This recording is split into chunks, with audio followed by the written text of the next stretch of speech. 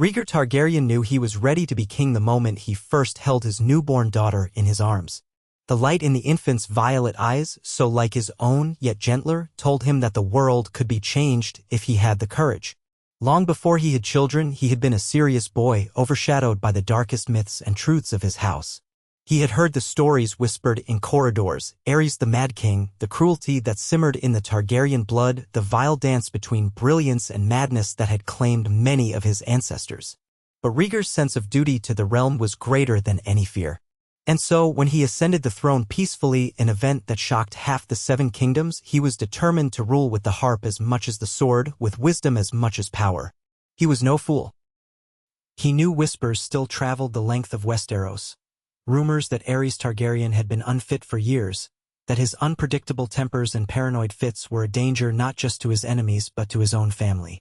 That quiet movement in the background, led by several of the great lords, had erupted into high panic 1 year ago, when King Aerys had threatened to burn the forests of the Rainwood in a fit of rage. Yet it was not open rebellion that forced the old king's hand. It was a slow web of alliances and gentle persuasion. Even Tywin Lannister, whose relationship with King Aerys had soured beyond repair, had not lifted a sword but had quietly brokered deals behind the scenes. In the end, Aerys could rage all he wished, but he found no allies to fuel his madness.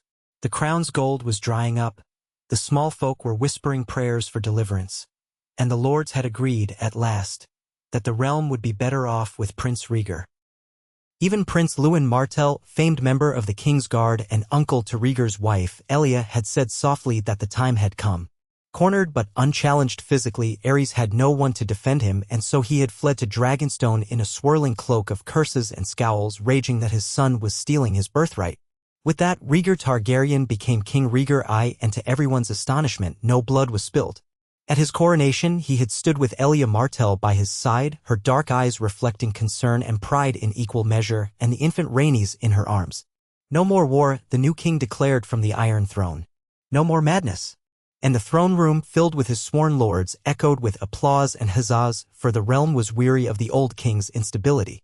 Rhaegar vowed to unify, and if no unity was possible, he vowed to heal. That vow would define his early reign, though he was never naive enough to believe that words alone could calm the storms left by his father's legacy. Eddard Stark of Winterfell arrived in King's Landing with a retinue of northerners 2 months after Rhaegar's coronation. Ned had come south with the reluctant blessing of his older brother, Brandon, who was Lord of Winterfell in their father's stead. Quiet by nature, Ned found King's Landing overwhelming, too hot, too loud, too crowded. The press of people in the streets and the stench of the gutters robbed him of the clarity he enjoyed atop the battlements of Winterfell. Yet he traveled there on an important mission, to witness how the new Targaryen king governed and to pledge the North's loyalty if the realm seemed stable. There had been talk, especially from Robert Baratheon, that perhaps the Targaryens were finished. Robert had wanted to ride out with swords, sure that Aerys's madness ran through Rhaegar's veins. But, in the end, cooler heads had prevailed. Jon Arryn had advised caution, seeing that Rhaegar's ascent had not led to any immediate bloodshed. And so Ned had come in peace. Soon after his arrival, Ned found himself in the Red Keep's throne room, among a throng of Southerners. He knelt, swearing fealty in the name of House Stark, though it was a vow that felt surprisingly calm on his tongue. Rhaegar's voice was soft, but it carried, "Rise, Lord Eddard. I accept your fealty, and I vow to honor our ancient ties. The North has ever been a land of honor. I will not ask for more than you are willing to give. In return, I hope to give you the peace you deserve." Ned stood, searching Rhaegar's violet eyes. The new king was taller than he had expected, with a lean, almost ethereal face. His hair was a shimmer of silver gold, reminding Ned uncomfortably of how different the Targaryens were. But there was no cruelty in Rhaegar's expression, only curiosity, and something like sadness. In that moment, Ned allowed himself to hope. Perhaps all those rumors of Rhaegar's better nature were true. Perhaps the realm would know a gentler hand than Aerys's. He could not have guessed then how entwined his own house would become with the Targaryens, or how the king's heart would soon lead him to Ned's own sister, Lyanna. Lyanna Stark, for her part, had only heard rumors of the new king's beauty and talent. She was not particularly impressed by noble lineages or illusions of grandeur. She had always been willful, more fond of the sound of steel on steel than of dancing. She had avoided the political intricacies whenever she could, often sneaking off to the training yard or riding in the forests around Winterfell. Yet Lyanna was no fool. She understood that her betrothal to Robert Baratheon was considered a grand match by many. Robert was rich, charismatic, and a great warrior. He was also Ned's closest friend, almost a second son to Jon Arryn.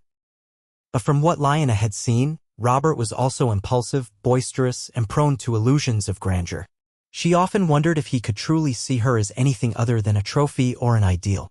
Still, the betrothal was arranged, and she was not the kind of woman who would weep and wail over duty. She was a Stark of the North, and if they told her it was her duty, she would do it. When Ned returned from King's Landing and told his family of the new king's gentleness, the songs he was rumored to compose, and the ways he listened quietly to each petitioner in his court, Lyanna's interest was piqued, though she did not show it. She had heard songs of the Prince of Dragonstone, how he would go disguised into flea markets to hear the common people sing. She had imagined him as a wistful figure, more of a poet than a prince. That notion contradicted Robert's own colorful rants about Targaryen tyranny. But Ned would not lie. So perhaps Rhaegar was not the villain many claimed him to be. A few months later, the new king announced a great tourney at Harrenhal in honor of his coronation, a chance, he said, for all the great houses to come together in celebration rather than conflict. Whispers flitted about the realm. The king had grown uneasy with certain lords, especially the more militant ones who had once supported Aerys out of fear. Some suspected this tourney was a chance for Rhaegar to observe potential threats, a soft intimidation disguised as merriment. Others, the more romantic, believed that the once prince, now king, wished to fill the cursed towers of Harrenhal with music and laughter to undo some of its ancient gloom.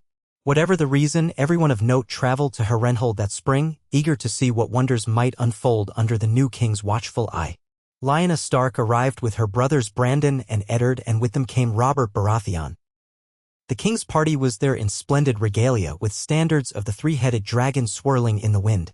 Rhaegar Targaryen sat beneath a high canopy wearing black armor inlaid with rubies that flickered like flame.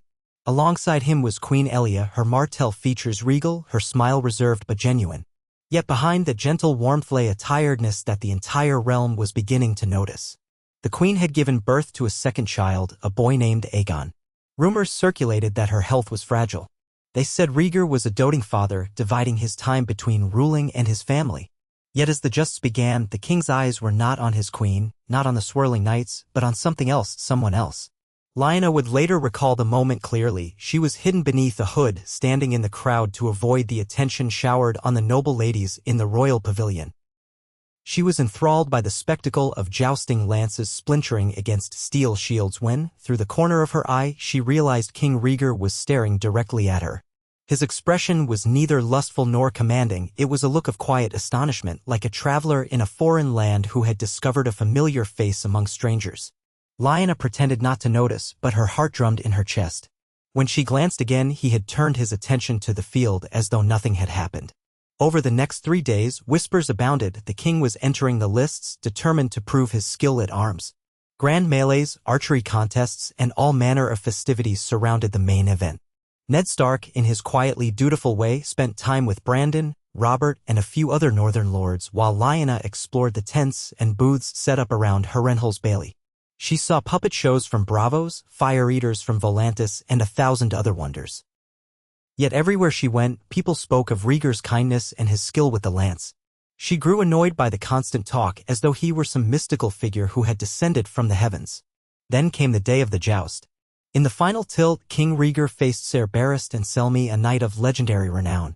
A hush fell over the crowd, for not even a king was guaranteed victory against Barristan and the Bold. But Rhaegar unhorsed him in a display of precision that seemed more artistry than brute strength. The crowd went mad with cheers. Queen Elia watched proudly, though she was too ill to stand for long. Then, after that breathtaking victory, the king was meant to name a new queen of love and beauty and present her with a crown of winter roses. Many expected Rhaegar to crown Elia, his wife, after all, sat beneath the royal pavilion, or perhaps some other highborn lady he wished to honor politically. Instead, Rhaegar shocked everyone by guiding his horse to where Lyanna Stark stood amongst the other ladies. He placed the crown of blue winter roses in her lap, the petals trembling as they fell. Lyanna froze, aware of Robert's outraged cry, aware of the murmurs sweeping the stands. Rhaegar looked down at her, helmet in hand, silver hair clinging to his brow. He spoke no words, but the tenderness in his eyes struck her like a hammer against ice. Then he rode away, leaving a hush among the watchers and a swirl of confusion in Lyanna's heart. Tension crackled in the days that followed. Robert Baratheon was furious and drank himself into a rage, proclaiming that no Targaryen prince would steal his betrothed. Brandon Stark, though proud and hot-headed, took a more measured approach, uncertain whether this was a mere gesture of courtesy or something deeper. Eddard took Lyanna aside and asked her quietly what had happened. She had no clear answers. There had been no tryst, no secret meeting. Rhaegar had never spoken more than a few words to her, yet somehow, at the moment he had crowned her with those roses, she felt a deep certainty that her life had changed forever. In the hush of midnight 2 nights later, Lyanna awoke to a gentle knock on the door of her temporary chambers in Harrenhal. She was not naive. A midnight visitor could mean danger or scandal. But when she opened it just a crack, she found the king himself wrapped in a dark cloak and flanked by a single king's guard, Sir Arthur Dayne. Rhaegar raised his hands, palms out, a gesture of peace. "I beg your pardon," he whispered, eyes downcast. "I only wish to speak to you. Nothing more." Her heart hammered, but she let him in. Sir Arthur stood by the door, silent and watchful. Rhaegar did not seat himself. He stood in the small antechamber, close enough to the flickering candlelight that she could see the sweat on his brow. She realized, with a shock, that the king was as frightened as she was. "I have caused you trouble," he said softly. "I did not mean to insult Lord Baratheon, nor your family." "Then why?" Lyanna asked. "Why crown me in front of everyone? Why risk causing a feud?" He ran a hand through his silver hair. "Because I have spent my life doing what was expected of me. Marrying Elia for an alliance, forging ties with lords who despised my father, dedicating myself to the realm's demands. I do not regret it. Elia is a good woman, a fine queen. Yet when I saw you, I felt something that I cannot easily describe. It was like stepping into a dream I had forgotten." He shook his head ruefully. "You remind me of the North, of winter's sharp honesty. I have seen so much falsehood, so many courtly masks. I had to show you, and perhaps the world, that I have the heart of a man, not merely a king." His words left Lyanna's throat dry. She had not expected such frankness. She had believed Targaryens always wore masks of arrogance and power.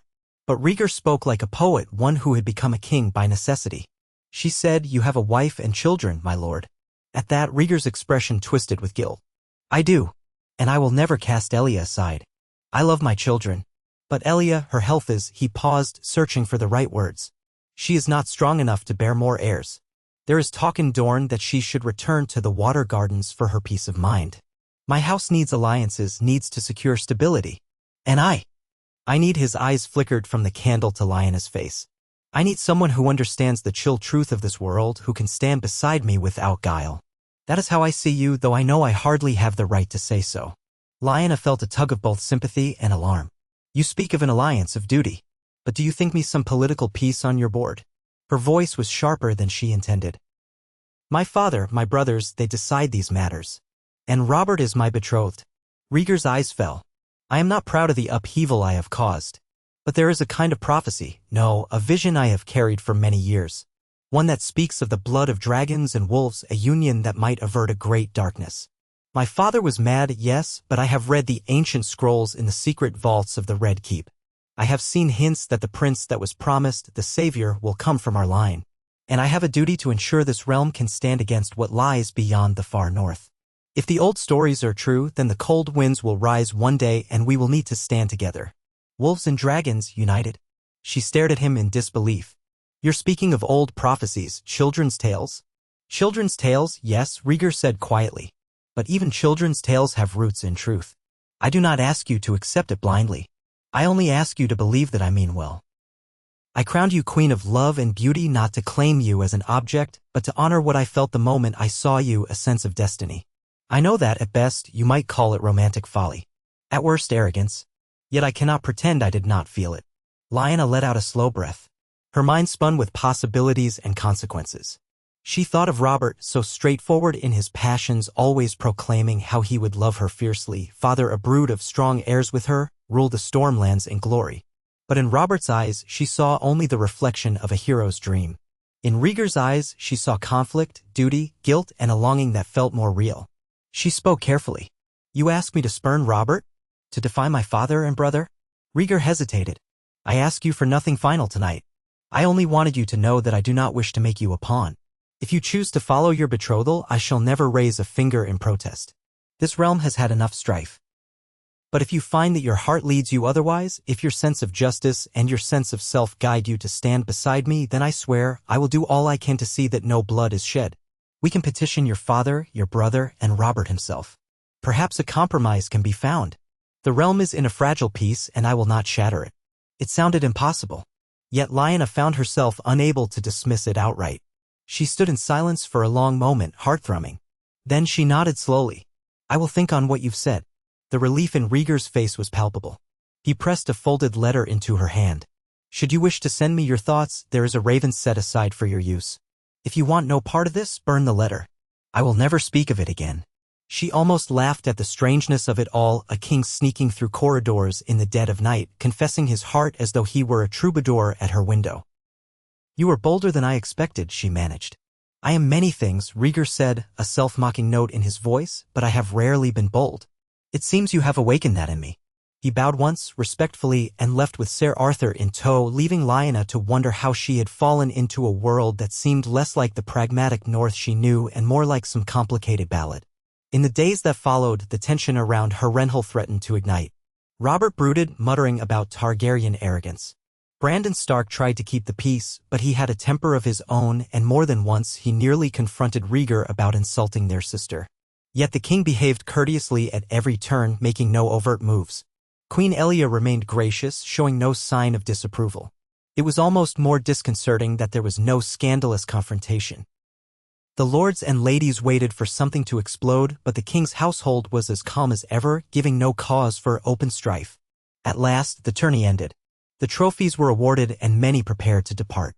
That evening, Rhaegar invited a select group of lords to his pavilion for a private feast. To the surprise of many, House Stark was among the guests.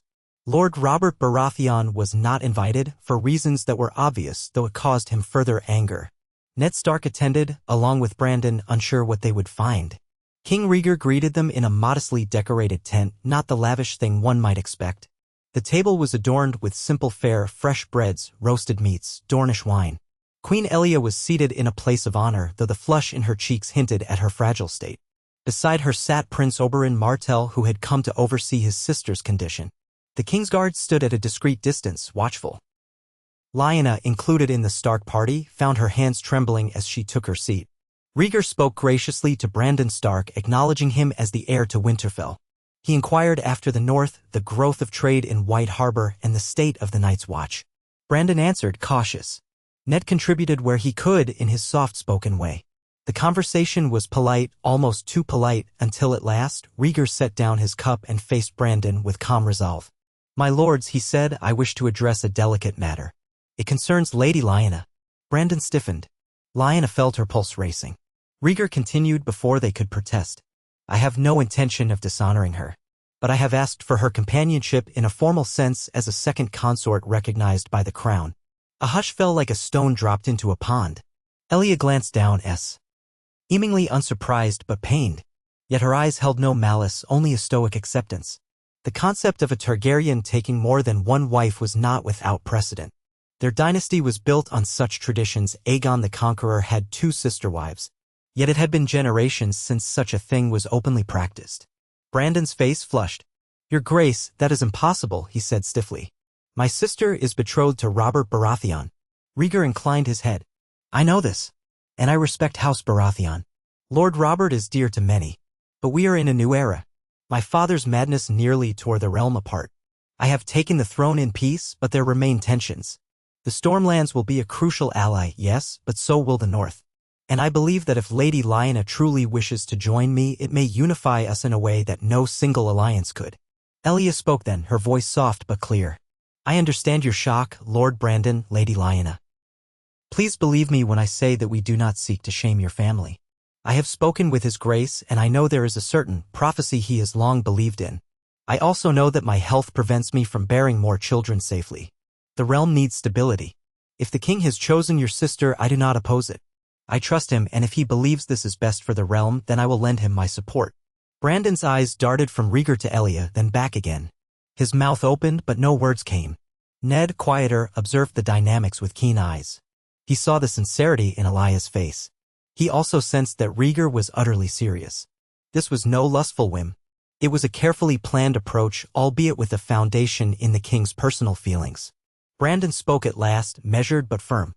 Even if it could be acceptable in the eyes of the faith and our father or the High Septon gave their blessing, what of Lord Robert? He believes himself in love with Lyanna. You know how he can be, he would see this as a betrayal. Rhaegar nodded gravely. I harbor no wish to make an enemy of him. I am prepared to negotiate any concession that might assuage him, trade agreements, land, gold, positions of honor. I only ask that your sister's own wishes be heard. All heads turned to Lyanna. She felt the weight of every gaze and swallowed hard. She had never asked for such attention, never craved the power that southern ladies seemed to delight in. Yet here she was in the center of a storm. She thought of Robert's boisterous laughter, how he boasted about the sons they would have, how he loved the chase and the fight more than anything else.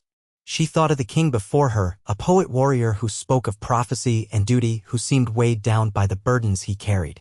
She was silent for a long moment. Then she spoke, her voice steady, though her hands trembled beneath the table. I do not wish to cause war. I never desired that. But nor do I wish to be forced into a marriage that feels incomplete.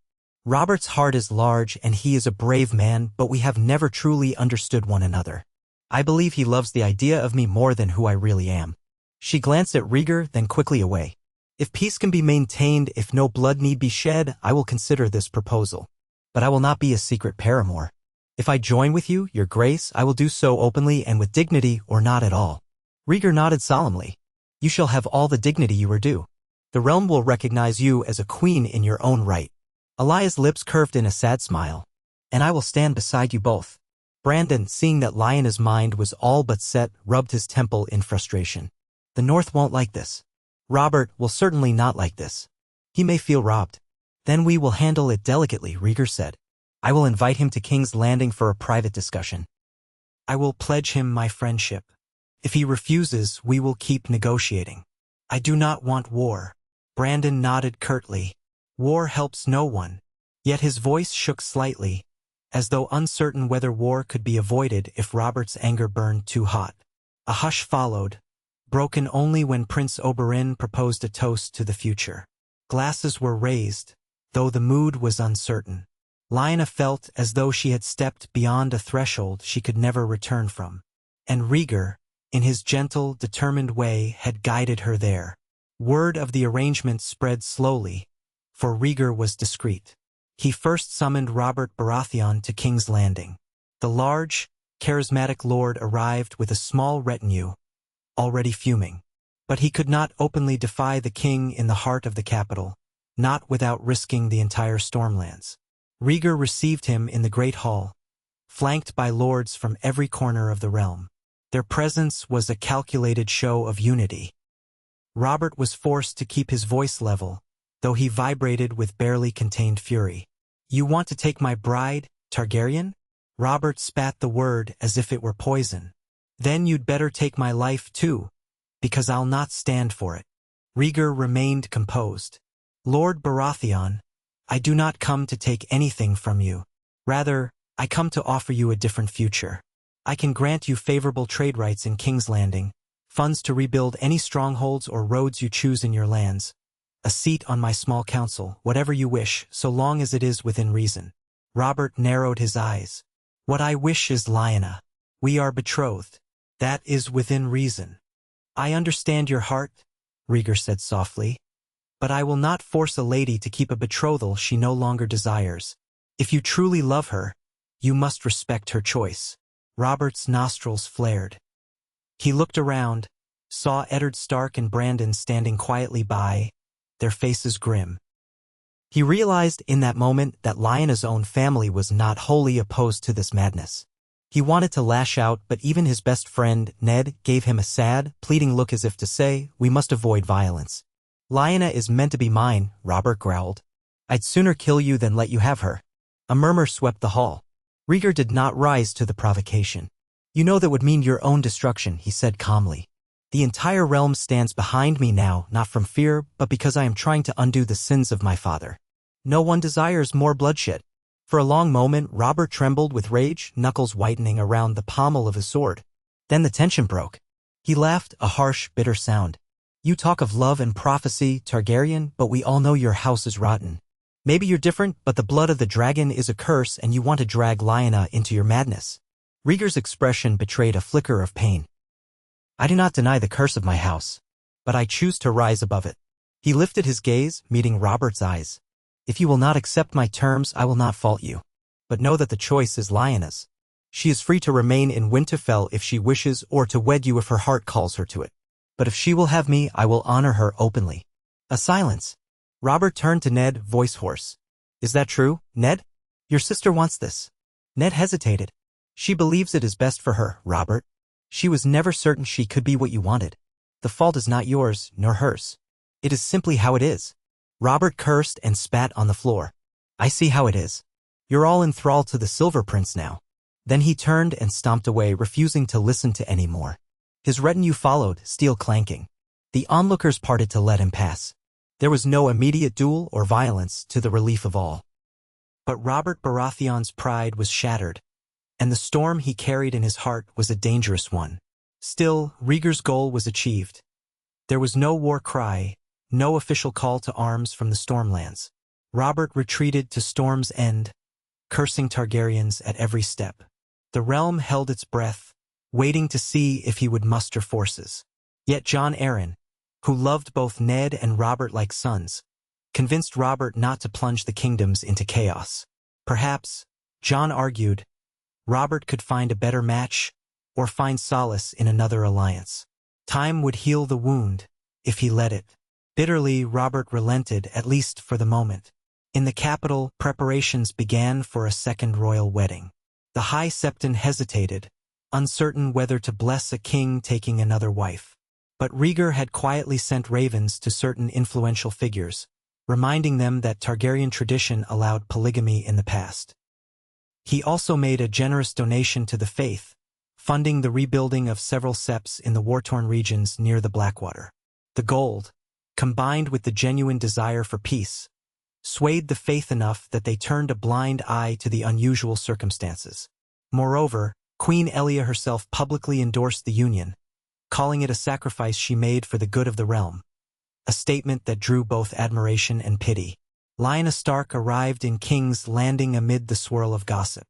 Half the court expected her to be a wild woman, forcibly taken from the north. The other half expected her to be an ethereal beauty who had bewitched the king.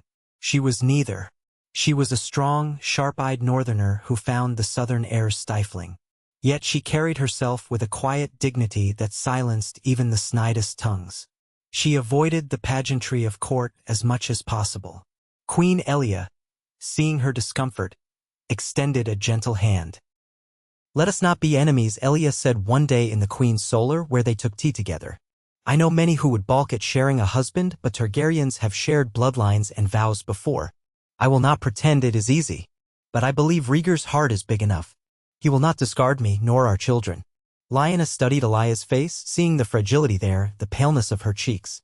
She was indeed unwell, though she tried to hide it behind regal composure. Lyanna answered, I would never seek to replace you, your grace. I only hope to find a place here that I can call my own. Elia nodded sadly. You will. But beware, court is full of serpents, and not all of them hail from Dorne. She attempted a small smile. Walk carefully, my lady. Let us stand together for Rhaegar's sake. Thus began an uneasy friendship between the two women. They were both proud in their own ways, but they shared a desire for peace and a genuine care for Rhaegar's well-being. Slowly, the illusions of rivalry gave way to a mutual understanding. As the wedding day approached, Rhaegar spent more time with Lyanna, taking her hawking on the outskirts of the city or introducing her to the children. Princess Rhaenys took to Lyanna quickly, delighted by her northern accent and the stories she told of dire wolves and hidden hot springs. The infant Prince Aegon was too young to be aware, but he cooed happily when Lyanna held him. Rhaegar watched those interactions with relief.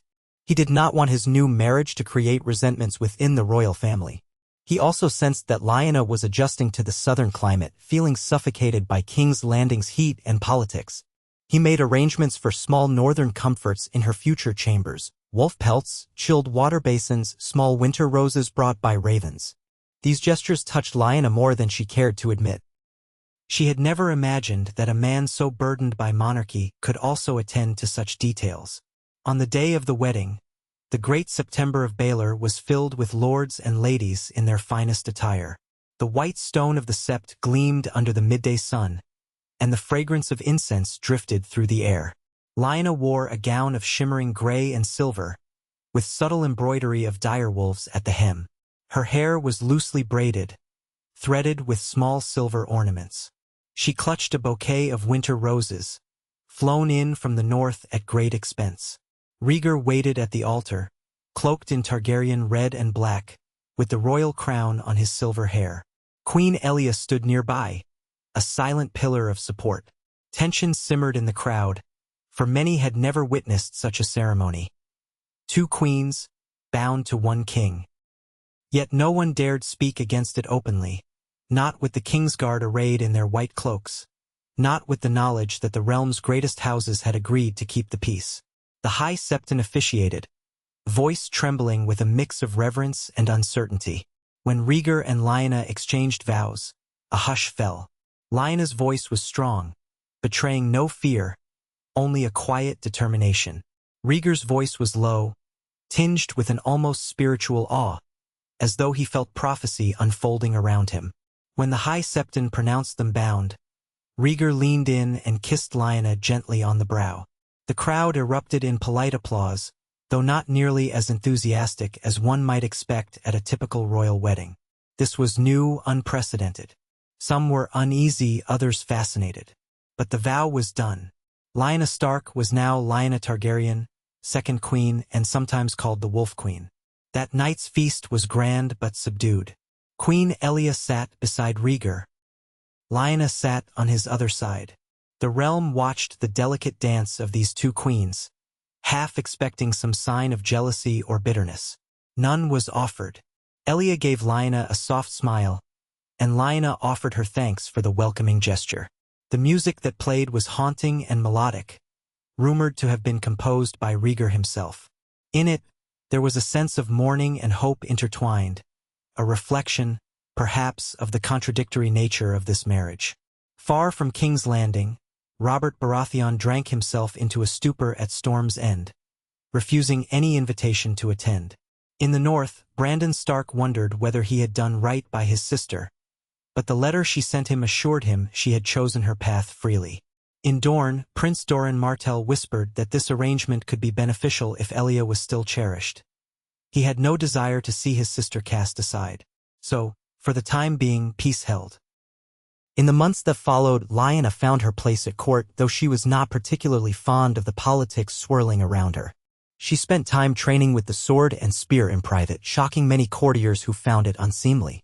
Yet Rhaegar quietly allowed it, insisting that his second queen could defend herself if she wished. This made her popular with some of the more adventurous knights, though scornful eyes remained. Queen Elia continued to struggle with her health, often needing to rest in her chambers for days at a time. Lyanna visited her, bringing fresh flowers or telling stories of the wolf pups she had once raised at Winterfell. Slowly, they forged a genuine bond, each recognizing the other's role in Rhaegar's life. Lyanna refused to see Elia as a rival. She had always been stubborn, and she was stubbornly determined to maintain harmony. But rumors swirled that Lyanna was pregnant. She had not bled for 2 months, and the court ladies gossiped incessantly. Rhaegar, both anxious and excited, waited for a maester's confirmation. When it came, the realm buzzed with the news that the Wolf Queen bore a Targaryen child. That was when the old resentments began to stir once more. If Lyanna gave Rhaegar a son, what would that mean for Prince Aegon's succession? Would there be 2 competing lines, 2 queens each championing her child as heir? Concerned, Lyanna asked Rhaegar about it. He was calm. "Our children will not fight over inheritance," he said firmly. "I will see to it that the lines of succession are clearly stated. Aegon is my eldest son, and he shall be crown prince. This child of ours will be next in line if, God forbid, something happens to Aegon. There will be no confusion." Lyanna accepted this, relieved that Rhaegar had a plan. She did not envy Lyanna or her children. She knew how precarious royal life could be. If anything, she feared for the well-being of the unborn babe. The Targaryen line had known so many tragedies. Despite the rumors and undercurrents, the realm remained steady. Rhaegar focused on policies to mend the rifts left by Aerys' tyranny. He lowered certain taxes, aided in the rebuilding of war-torn regions, and sought new trade routes with Essos. The presence of two queens drew curiosity from foreign merchants, but if it stabilized the Targaryen dynasty, few outsiders complained. Finally, Lyanna went into labor one winter night, the cold wind rattling the window panes of her chamber in the Red Keep. Maesters and midwives gathered. Queen Lyanna wanted to attend, but her own weakness kept her away. Rhaegar stayed near, pacing anxiously in the corridor. Hours passed with pain and moans until at last, a baby's wail sliced through the hush. The maesters emerged to announce the birth of a healthy son. Lyanna, drenched in sweat and tears, cradled the squirming babe in her arms. He had a patch of dark hair, like a Stark, but when he opened his eyes, they were a curious shade of deep blue that hinted at violet. Rhaegar entered the room, eyes shining with relief. He kissed Lyanna's temple and gazed at the boy in wonder. The blood of the wolf and the dragon, he murmured as though invoking some ancient incantation. What shall we call him? Lyanna looked at her son, thinking of the north, of the quiet honor her father had instilled in her, of the harsh lessons she had learned about duty and choice. She remembered, too, the proud history of the Targaryens and Rhaegar's talk of prophecies. Jaehaerys, she said softly, recalling one of the wisest kings in Targaryen history. Then she added a northern name, honoring her roots, Jaehaerys Jon Targaryen. Rhaegar accepted it, tears slipping unashamedly down his cheeks. A fitting name. The news spread quickly. King Rhaegar's second queen had birthed a prince, Jaehaerys Jon Targaryen. Some celebrated the addition to the royal family. Others whispered that the line of succession might yet be challenged, especially if Rhaegar showed favoritism to this new son. Queen Lyanna, recovering from her own frailties, sent a beautiful silver rattle to Lyanna's bedside, a gift for the newborn prince. It was a symbolic gesture, a public acknowledgement that she accepted Jaehaerys. Yet outside the Red Keep's gates, the realm braced itself for what might come. Robert Baratheon, upon hearing the news, smashed his cup against a stone wall, cursing the Targaryens once more. Still, he made no move to rebel. Brandon Stark, firm in Winterfell's seat, congratulated his sister in a carefully worded letter.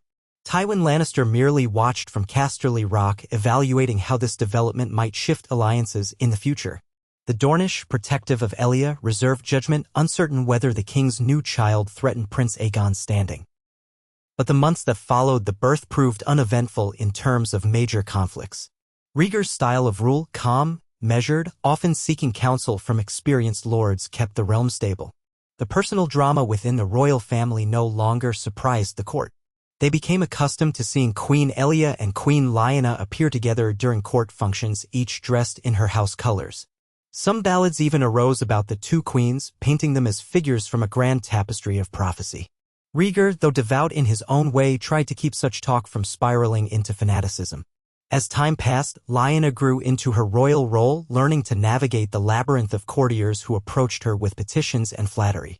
She took a particular interest in overseeing the training of Alace guards, ensuring that the Red Keep's defenses remained strong. She corresponded regularly with her brothers, with occasional short letters to Robert, who never replied. Meanwhile, Lyanna presided over diplomatic visits, leaning on her Dornish wisdom to charm ambassadors and negotiators. The Targaryen children grew up in an environment that, if not entirely normal, at least lacked open strife. Rhaegar continued his study of ancient prophecies, confiding in Lyanna about the Long Night, the legends of Azor Ahai, and the importance of ensuring the realm was united against any threat from the far north. At times, he spoke of traveling to the Wall to see for himself if the Night's Watch had encountered any signs of the White Walkers or other mysteries. "Will you go?" Lyanna asked him once, cradling baby Jaehaerys. "Perhaps," Rhaegar murmured, running a hand through his silver hair. "I've dreamed of it, but the realm needs me here for now. One day, though, I must see the Wall with my own eyes." Lyanna nodded thoughtfully, recalling the tales of the ancient enmities beyond the Wall. She felt an odd sense that maybe, one day, her husband's convictions about prophecy might prove justified. She only hoped the realm would be ready. The years turned, and tension that had once threatened to engulf the Seven Kingdoms grew distant. Robert found a new match, Cersei Lannister. Tywin Lannister, in a cunning stroke, offered his daughter's hand to Robert, forging a formidable alliance between the Stormlands and the Rock. Though Robert's marriage was said to be plagued by rumors of infidelity and bitterness, it quelled any immediate threat of rebellion. House Stark remained loyal, especially after the births of further Stark heirs. Brandon and his lady wife produced children in Winterfell, each visit from them to King's Landing reaffirming the Northern Alliance. Meanwhile, in King's Landing, the two queens coexisted in relative harmony, though Alya's health never fully recovered. Prince Aegon and Princess Rhaenys grew up alongside Prince Jaehaerys, forming a bond that transcended their mothers' separate claims.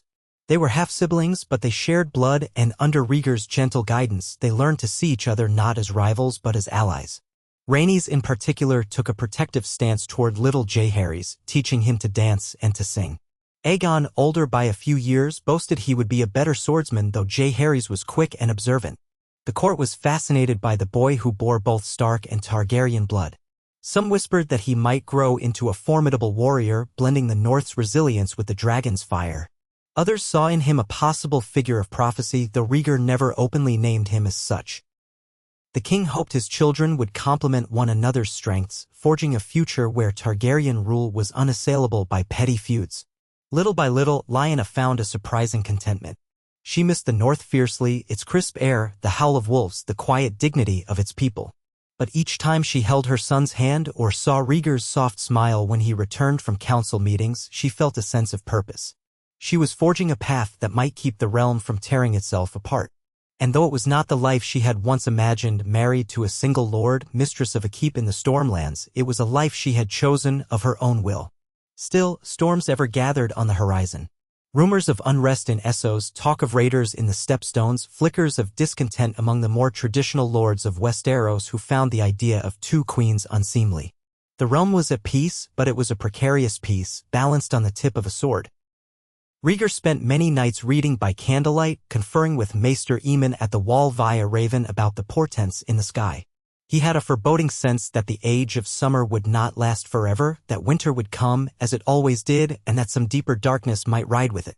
At times he wrote songs, haunting lullabies that he sang to his children at night. Lyanna would watch him in the candlelit nursery, silver hair falling around his face as he strummed softly on his harp, singing a prophecy-laden verse of how the cold winds would rise, but the dragons and wolves would stand together. She would feel both comforted and uneasy, for the songs were beautiful, yet they spoke of a final struggle that loomed somewhere in the future. Queen Elia listened to these songs, too, often from a distance, a wistful smile on her lips. She rarely intruded on these private moments, for her own health demanded frequent rest. Yet she remained a loving presence for her children, insisting that they respect their father's other family.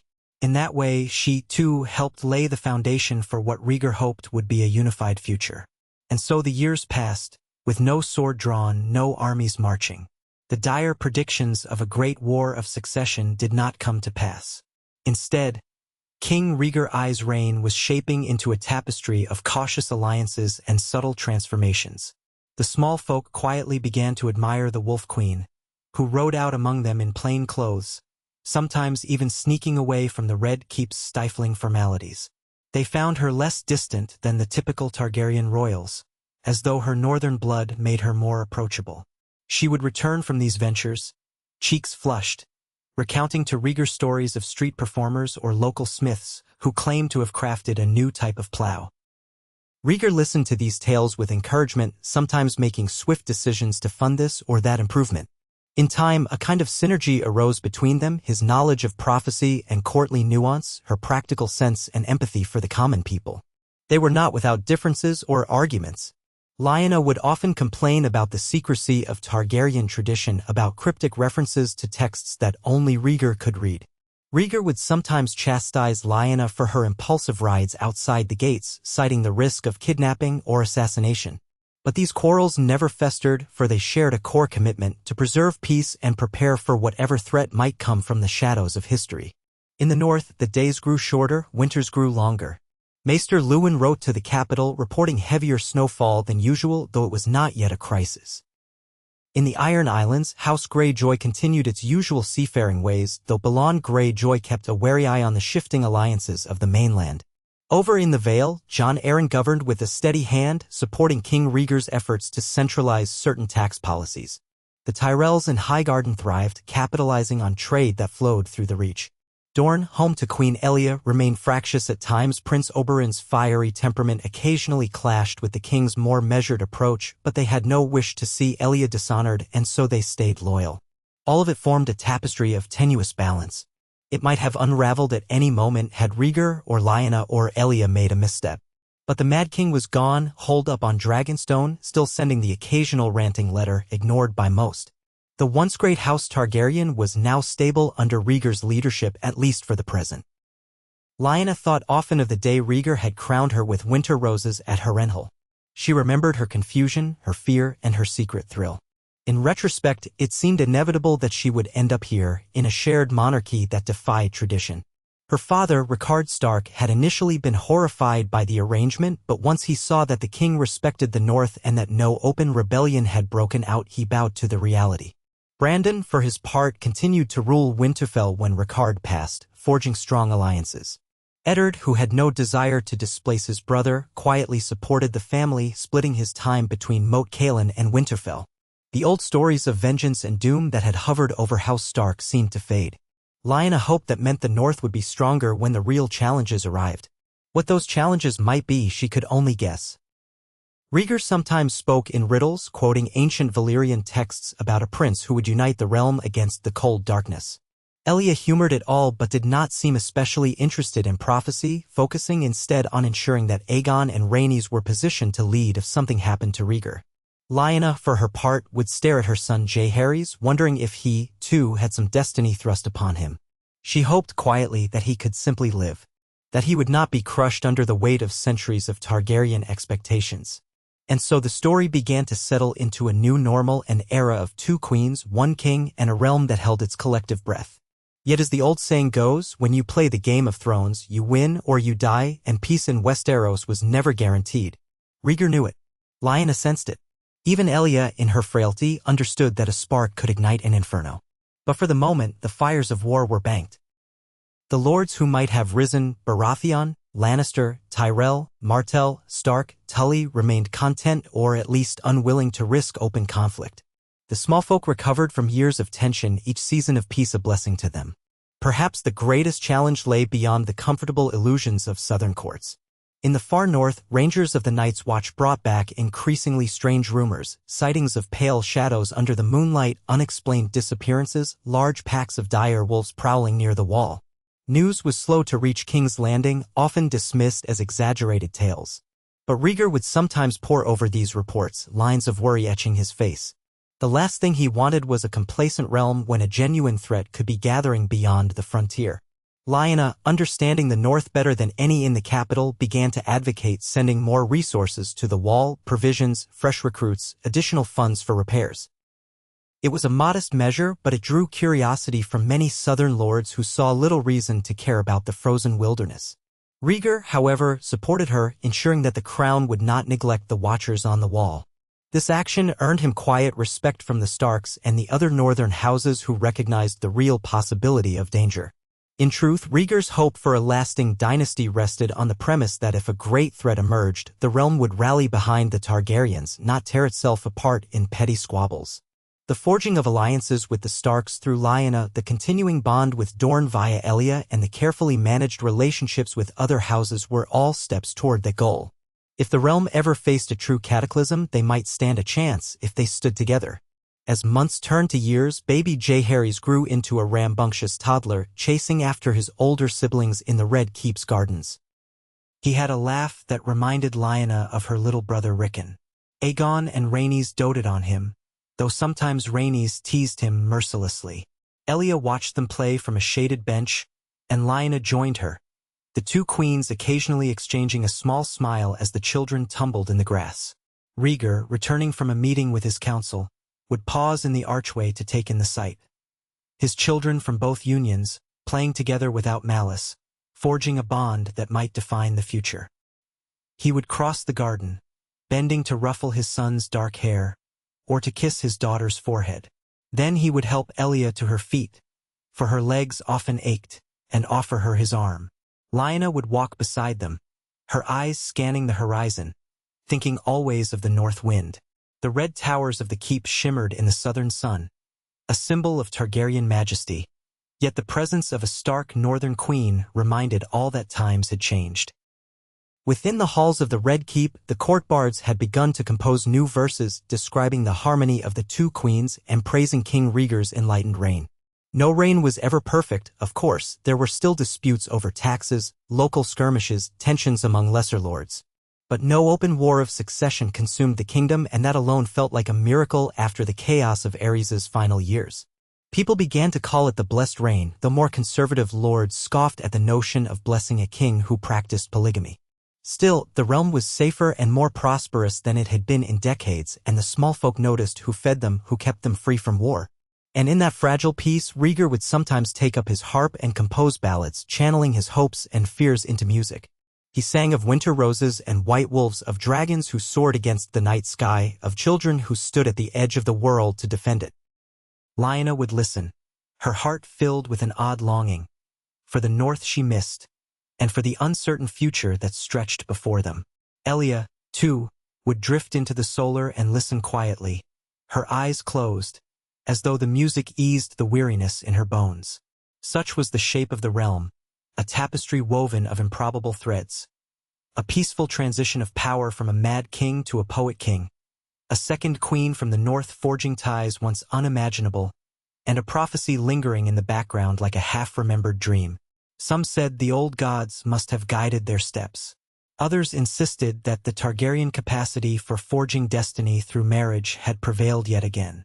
But those who stood in the middle of it, Rhaegar, Lyanna, and Elia, knew that fate was never guaranteed.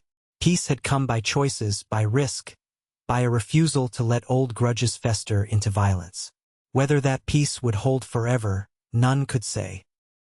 Yet for now, the realm breathed easier, children grew up with fewer nightmares of dragonfire or rebellion, and the name Targaryen inspired hope rather than dread in the hearts of many.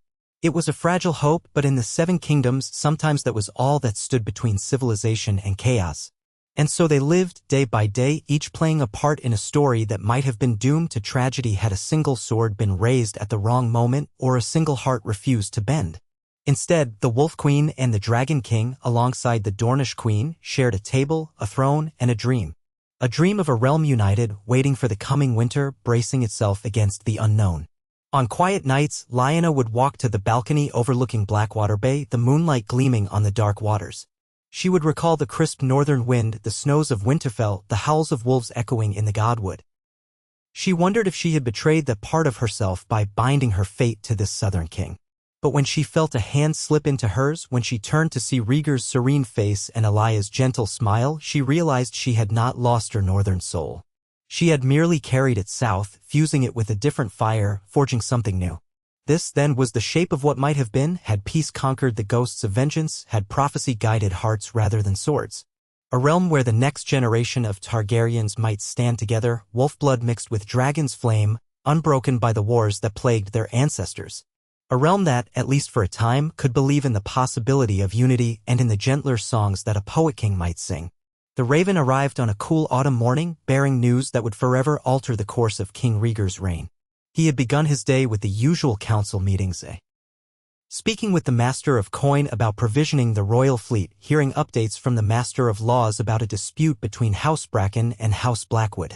When the white bird fluttered into Maester Coleman's arms and offered up a ribbon-bound letter from the far north, Rhaegar waited for the contents, half expecting some minor report about wildlings or winter storms.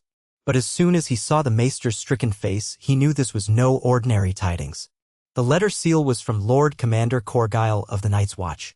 By all accounts, Corgyle was a measured man, one unlikely to overstate a threat. But his message was stark. Strange shapes had been sighted in the haunted forest, pale figures moving at night, followed by an unearthly cold. A patrol had vanished near the northern reaches of the Frostfangs.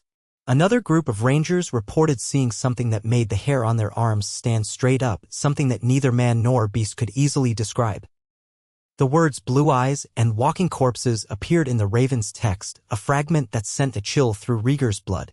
Some men had begun whispering the name others. And the watchers on the wall, always desperate for resources, were now begging for more swords, more supplies, more everything. Rhaegar read the letter twice in silence, the air in the council chamber growing heavy. The lords present, Lord Varys, Lord Tyrell, Lord Tully, who was present as a guest counselor for harvest negotiations, and a handful of others exchanged uneasy glances. Though men south of the Neck had often treated the White Walkers as old wives' tales, Rhaegar had studied enough prophecy to suspect there might be truth in such warnings. Yet verifying these claims would be another matter. At last, he folded the letter and let out a slow breath. "We will not dismiss this," he said, voice echoing through the stone walls. "I have always maintained the watch must be strengthened. Their vows, their mission, these are not mere relics of an older age.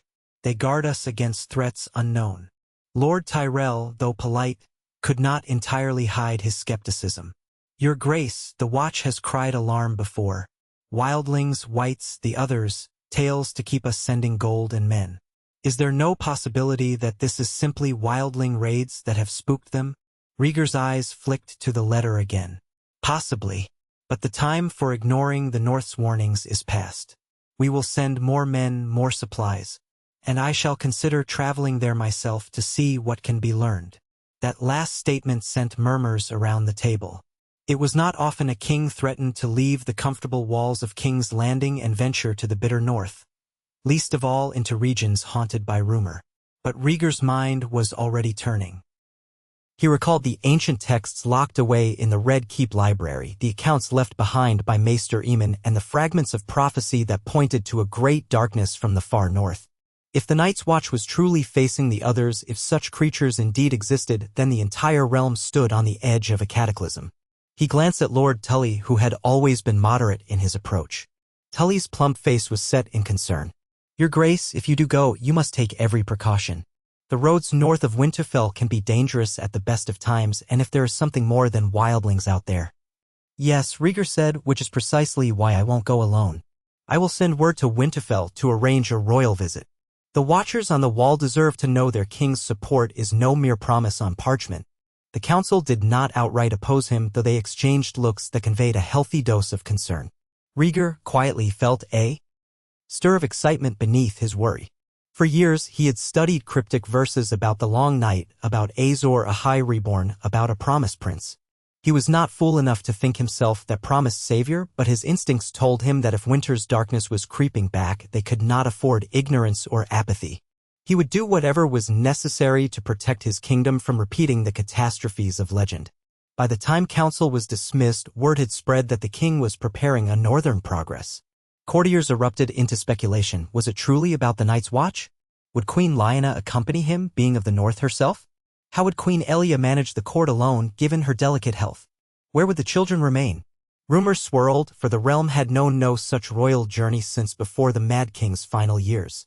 As always, the knowledge that Rhaegar had two queens made the logistics doubly interesting.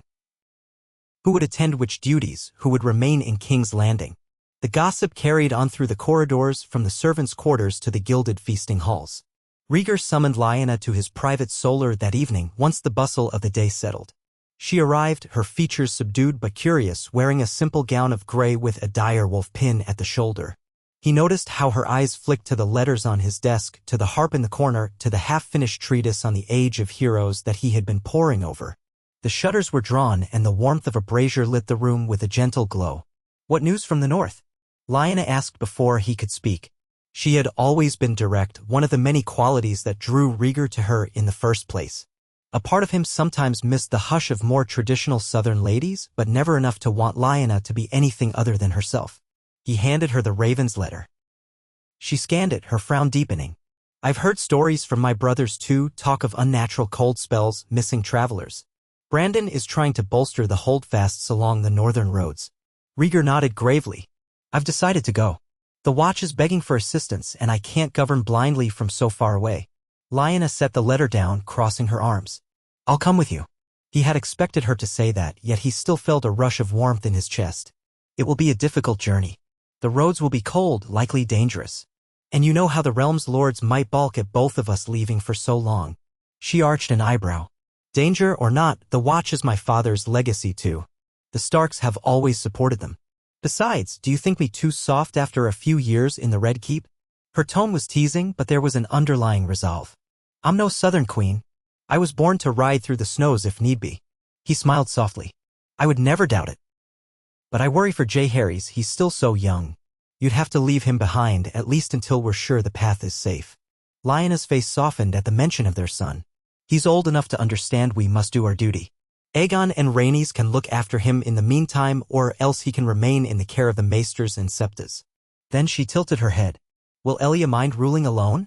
Rhaegar sighed, thinking of his first wife, her delicate constitution, and her unwavering sense of dignity. She will manage with the council's help. She has grown used to the demands of queenship, and she will not be alone. Oberyn is here, and Doran will support from Dorne if needed. Besides, it won't be forever, just a royal progress for a few months to address the concerns of the north. Lyanna laid a hand on his. Then let us set forth soon. The snows will only grow heavier as the cold seasons gather. Best we not delay. They exchanged a long look, silent understanding passing between them. They had once been strangers from different worlds, bound by prophecy and politics. Yet now they had found a sort of equilibrium, each trusting the other's instincts. At last, Rhaegar inclined his head. Very well. Let us begin preparations. Word spread swiftly. Over the coming weeks, wagons were loaded with supplies for the journey, warm furs, tents, emergency rations, gifts for the night's watch. The royal guard chose a contingent of knights, archers, and men-at-arms to accompany the king and queen. Rhaegar insisted on a relatively lean entourage, not wanting to drag the entire court into the frigid north. Meanwhile, from her bedchamber, Queen Elia prepared to serve as regent in their absence, though the official term was governing consort. Some lords bristled at that, whispering that a Martell might tilt the crown's favor toward Dorne. But Rhaegar had carefully selected a balanced small council. Lord Tyrell, Lord Royce, Master of Coins Stannis Baratheon, and several others who would maintain a wide perspective. Elia faced them all with quiet resolve. A few days before departure, Rhaegar gathered his children in the royal nursery. Aegon and Rhaenys were taller now, Aegon nearly 10, Rhaenys in her 12th year, while Jaehaerys was 6, full of curiosity and mischief. They all stood around their father, listening solemnly as he explained that he and their mother Lyanna would be traveling north. You'll be gone that long? Rhaenys asked, pushing a strand of dark hair behind her ear. I want to see Winterfell one day, too. You shall, Rhaegar promised. But first we must ensure the roads are safe. One day we'll all go as a family. Aegon pressed his lips together in a show of seriousness, trying to act older than his years. I'll keep watch over the court with Mother Elia, father. If anything is wrong, we'll send a raven straight away. Rhaegar smiled at his son's earnestness. I know you will, my boy. Jaehaerys piped up, eyes wide. Why do you have to go to the wall, father? Are there truly monsters? Lyanna crouched beside him, brushing a lock of dark hair from his forehead. We don't know, sweetling. That's what we aim to find out. But remember, the Night's Watch is there to protect us all. We must help them if they're in trouble. Jaehaerys seemed unsatisfied but nodded, his lower lip quivering. He had grown attached to both parents. Even at 6, he sensed some invisible tension in the air, though perhaps he had no words for it. Rhaegar stroked his son's cheek gently, promising to bring back a souvenir from the far north, perhaps a new wolf's head cloak, or a story from the wall's old archives. When the day of departure dawned, a crisp wind swept across King's Landing, tugging at banners emblazoned with the Targaryen dragon. Lyanna wore a thick riding cloak of gray and white, the stark sigil embroidered on one shoulder, while Rhaegar wore black furs trimmed with subtle red embroidery. The royal party assembled in the courtyard of the Red Keep, a line of horses, carriages, and supply wagons stretching out. Knights in polished steel and gold cloaks made a show of forming ranks, though Rhaegar had insisted on minimal pomp. Queen Elia stood on the steps with Aegon, Rhaenys, and Jaehaerys beside her. She leaned on Oberyn's arm, trying to hide the weariness in her face. Go with the gods, Elia said softly to Rhaegar, leaning up to kiss his cheek. I'll keep the realm steady while you're away. You always do, he replied. Then he turned to gently clasp her hand, noticing how thin her fingers felt. His eyes flickered with concern. Her health had improved somewhat in the past year, but she still tired easily. Nonetheless, she wore a brave smile. Lyanna embraced the children, pressing a kiss to Jaehaerys' brow. We'll be home as soon as we can, she promised. The little boy clung to her, fighting tears, until Rhaenys coaxed him away with the promise of a treat from the kitchens. Aegon watched with a solemn expression, as though memorizing the moment. Perhaps he sensed that everything was poised to change. At last, Rhaegar and Lyanna mounted their horses. With a final wave, the king signaled the party to depart. Hoofs clattered on cobblestone as they wound their way through the city streets, guards shouting for the crowds to clear a path. The small folk turned out in droves, curious about this unusual royal progress. Children craned their necks to see the silver-haired king in furs, the northern queen with the fierce gray eyes, and the line of lords and knights trailing behind. No one quite knew what threat or mission compelled the king to undertake such a journey, but many saw it as a sign of his care for even the farthest corners of the realm. They rode north day by day, the roads growing quieter as they left the bustling crownlands behind. They passed through the riverlands where Lord Hoster Tully greeted them at River Run. The Tullys offered them hearty meals and warm beds, and Lord Hoster pledged to lend additional men to the Night's Watch if the threat proved genuine. From there, they turned northwest, crossing the neck. The wet, marshy air made travel slower, but the presence of reed guides helped them skirt the bogs. Lyanna felt a twinge of homesickness despite being close to her old lands. The moist, earthy smells were so different from the dryness of King's Landing. Eventually, the horizon began to shift, the air crisper, the night sky clearer with each passing league. A certain hush fell over the traveling party as if they sensed the North's ancient presence in the land itself. Lyanna's spirits lifted. She had always missed the North, the pine forests, the rocky hills, the howling winter winds. Once they crossed the last hill and glimpsed the tall towers of Winterfell, her heart squeezed with unexpected emotion. Smoke rose from the castle chimneys, gray walls standing proud against the sky. She breathed deeply, remembering nights spent racing through the courtyards with her brothers, the warmth of the great hall, the hot springs that fed the glass gardens. Brandon Stark, now Lord of Winterfell, rode out to greet them with a party of banner men, banners of the dire wolf snapping in the chilly wind.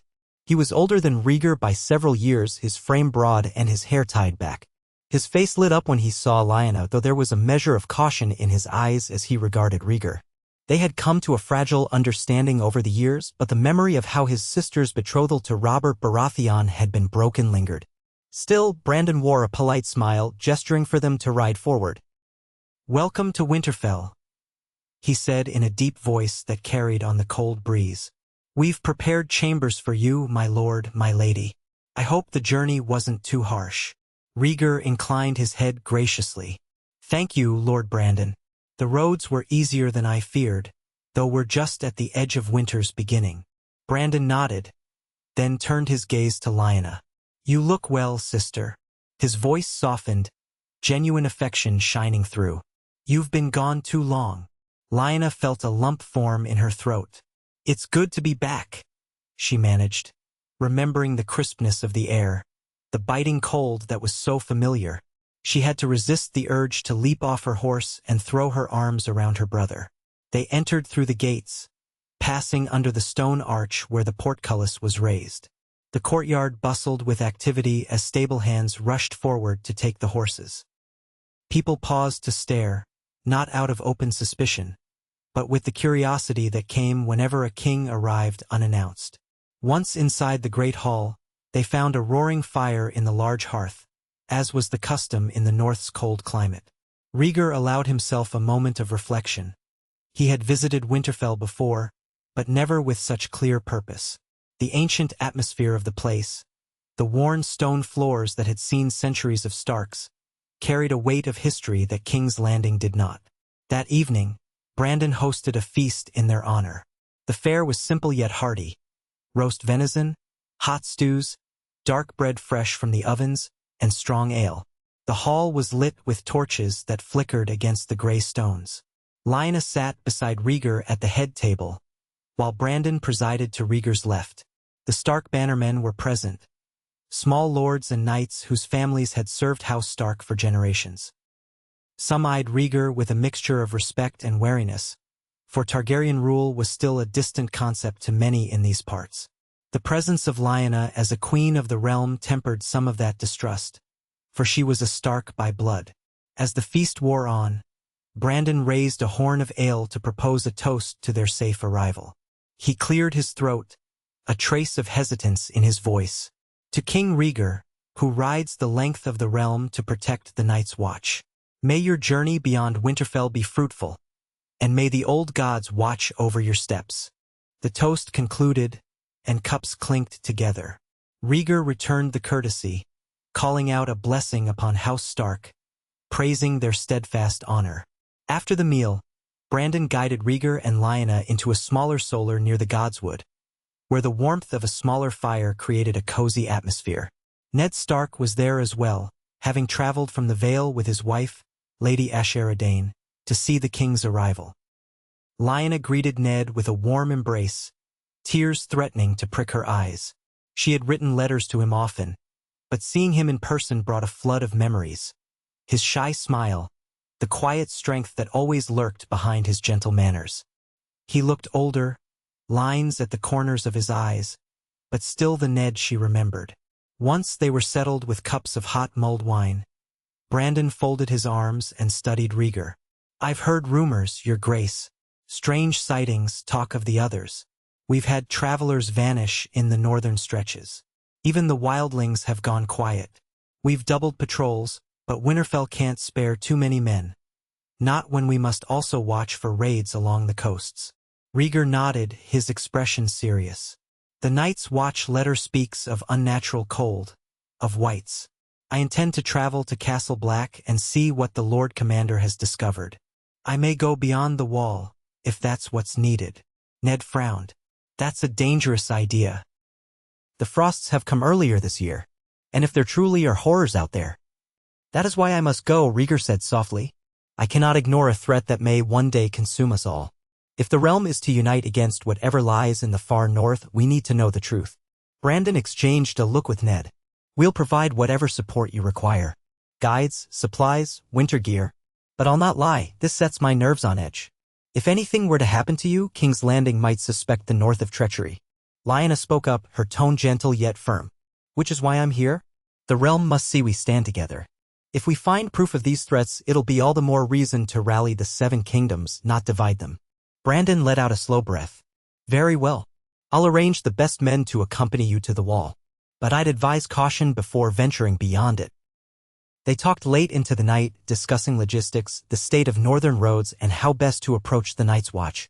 Ned offered insights from his time in the Vale, remarking that Jon Arryn would no doubt support sending more men if the threat was genuine. That gave Rhaegar some hope. If the Vale was on board and the Riverlands had pledged men, perhaps the other lords would follow suit. Still, he knew that many houses would remain skeptical without tangible proof. The next morning, Rhaegar rose early to visit the Godwood with Lyanna. The morning air was cold enough to make their breath swirl in white puffs, frost crunching under their boots. The heart tree stood at the center, ancient and silent, its face carved long centuries ago. Red leaves still clung to its branches, flickering in the pale light. Lyanna walked ahead, stopping at the edge of the weirwood pool, gazing into her own reflection. Rhaegar hung back, giving her a moment with the old gods that had shaped her childhood. He watched as she bowed her head, lips moving silently in prayer or reflection. The tranquil atmosphere soothed his own worries. Unlike the grand septs of the faith, here there was no chanting septon, no statues of the 7. Only the stillness of nature and the timeless presence of the old gods. He felt a curious sense of humility, as if he were stepping beyond the scope of his Targaryen heritage into something older, more primal. At length, Lyanna turned, meeting his gaze. "I asked the old gods to watch over us, to guide our steps. Maybe it's foolish, but it brings me comfort." Rhaegar shook his head gently. "Not foolish at all. If there is an ancient power in these trees, perhaps it can help us see what we need to see." He moved closer, placing a light hand on the carved trunk.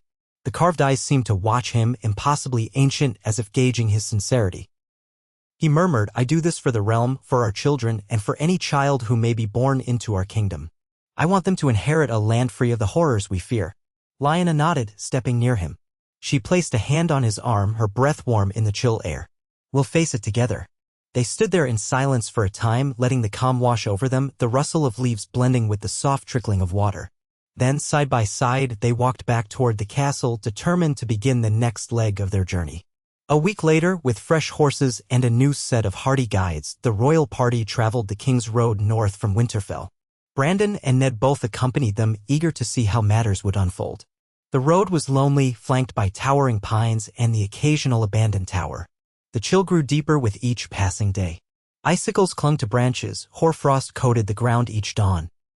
Despite the foreboding atmosphere, Lyanna's spirits soared at the sight of the familiar northern landscapes. She pointed out landmarks from her childhood to Rhaegar. An old watchtower where Brandon once dared her to climb, a winding stream where she had raced with Ben-Jen, a rocky outcrop said to be haunted.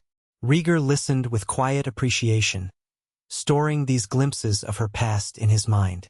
He rarely had the chance to see his wife in her element. At last, the wall rose on the horizon like a monolith of ice, impossibly tall, stretching as far as the eye could see in either direction. Even those who had seen it before drew in their breath at the sight.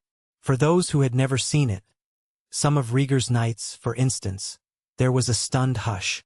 The sheer scale of the wall dwarfed any man-made structure in the Seven Kingdoms. It glowed with a pale, ghostly light in the winter sun. Castle Black sat crouched at its foot, a cluster of dark wooden buildings and stout stone structures.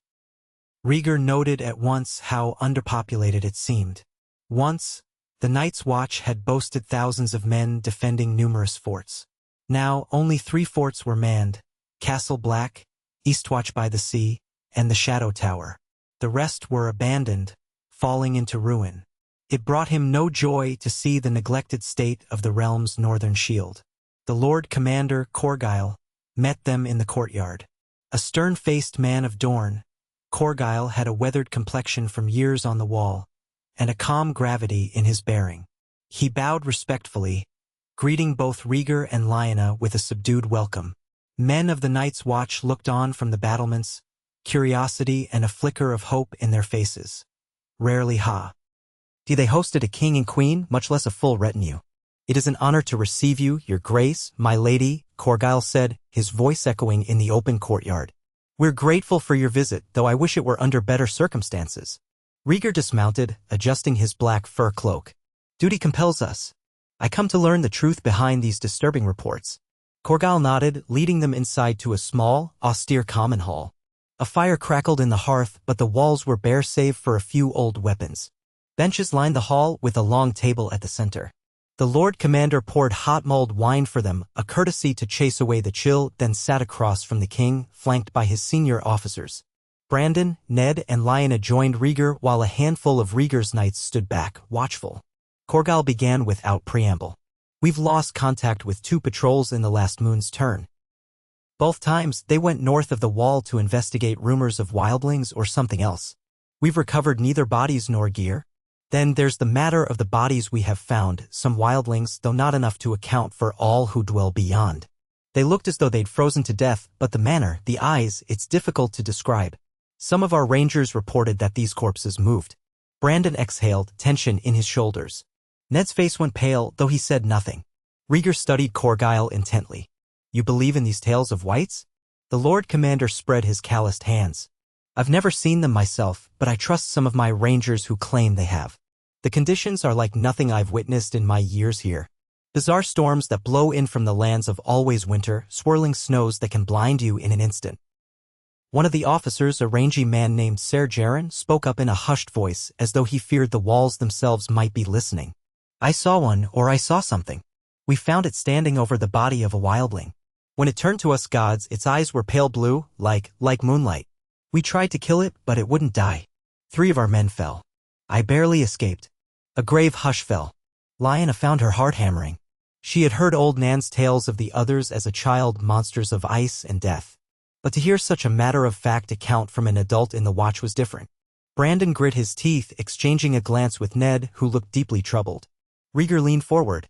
"What do you propose we do?" Corgyle's gaze flicked around the table. "We have scouts we can send out again, but we're short-handed. Reinforcements from the south would help. Supplies too. We must investigate deeper, perhaps even track the wildling clans to see what they know. But none of this will matter unless the realm supports us. We can't hold this line alone if an army of the dead truly marches south." It was the moment Rhaegar had expected and dreaded. The realm would balk at sending large forces to the wall without undeniable proof. If he, the king, came back with rumors and not evidence, the lords might say it was a trick, that the watch was panicking over phantom threats. Yet he could not ignore these accounts. He glanced at Lyanna, then at Brandon and Ned. "If we truly mean to unite the kingdom against a possible threat, we need more than stories. We need to see if we can find actual proof, anything that might convince the doubtful lords. I propose we form a small expedition beyond the wall to see for ourselves what is happening in the haunted forest." Brandon's brow furrowed. "That's madness. We could lose you, your grace, if these tales are true." Rhaegar lifted a hand. "I appreciate your concern, but if I don't do this, who will? The realm must have faith in my word. That means I must see it with my own eyes." Corgyle nodded slowly. A small party would attract less attention and we could move faster. We know of an old wildling path that leads a day or two north. If anything is out there, we might find signs. But it's dangerous. I'll go with you, Lyanna said immediately, her voice quiet but resolute. Rhaegar turned to her. No. It could be too perilous. I'd prefer you remain here with Brandon and Ned to ensure the rest of the realm is prepared should something befall me. Lyanna squared her shoulders. You forget I grew up in these lands. I know how to handle myself in winter terrain. I won't let you face unknown terrors alone. Her voice did not raise, but the steel in it was unmistakable. Brandon sighed. Gods, you're as stubborn as ever, sister. Let me go in your place. Ned cleared his throat, gentler. I'll go too. 3 swords are better than 2. We can keep the group small, but we should have enough men to handle an ambush. Rhaegar considered them, torn.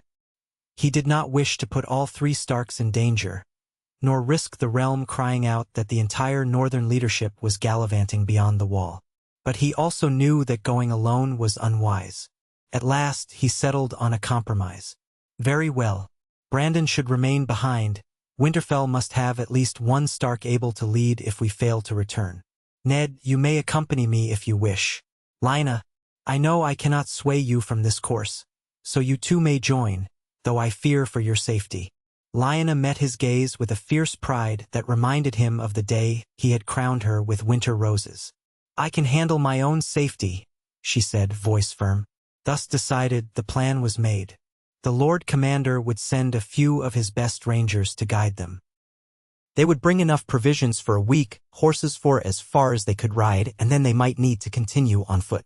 If they found any conclusive evidence, tracks, corpses, or something more sinister, they would gather it and return swiftly. Brandon agreed, albeit reluctantly, to wait at Castle Black, ready to send ravens south if the worst befell the expedition. Preparations commenced immediately. Scouts reported that the weather was fair for now, but storms could blow in suddenly.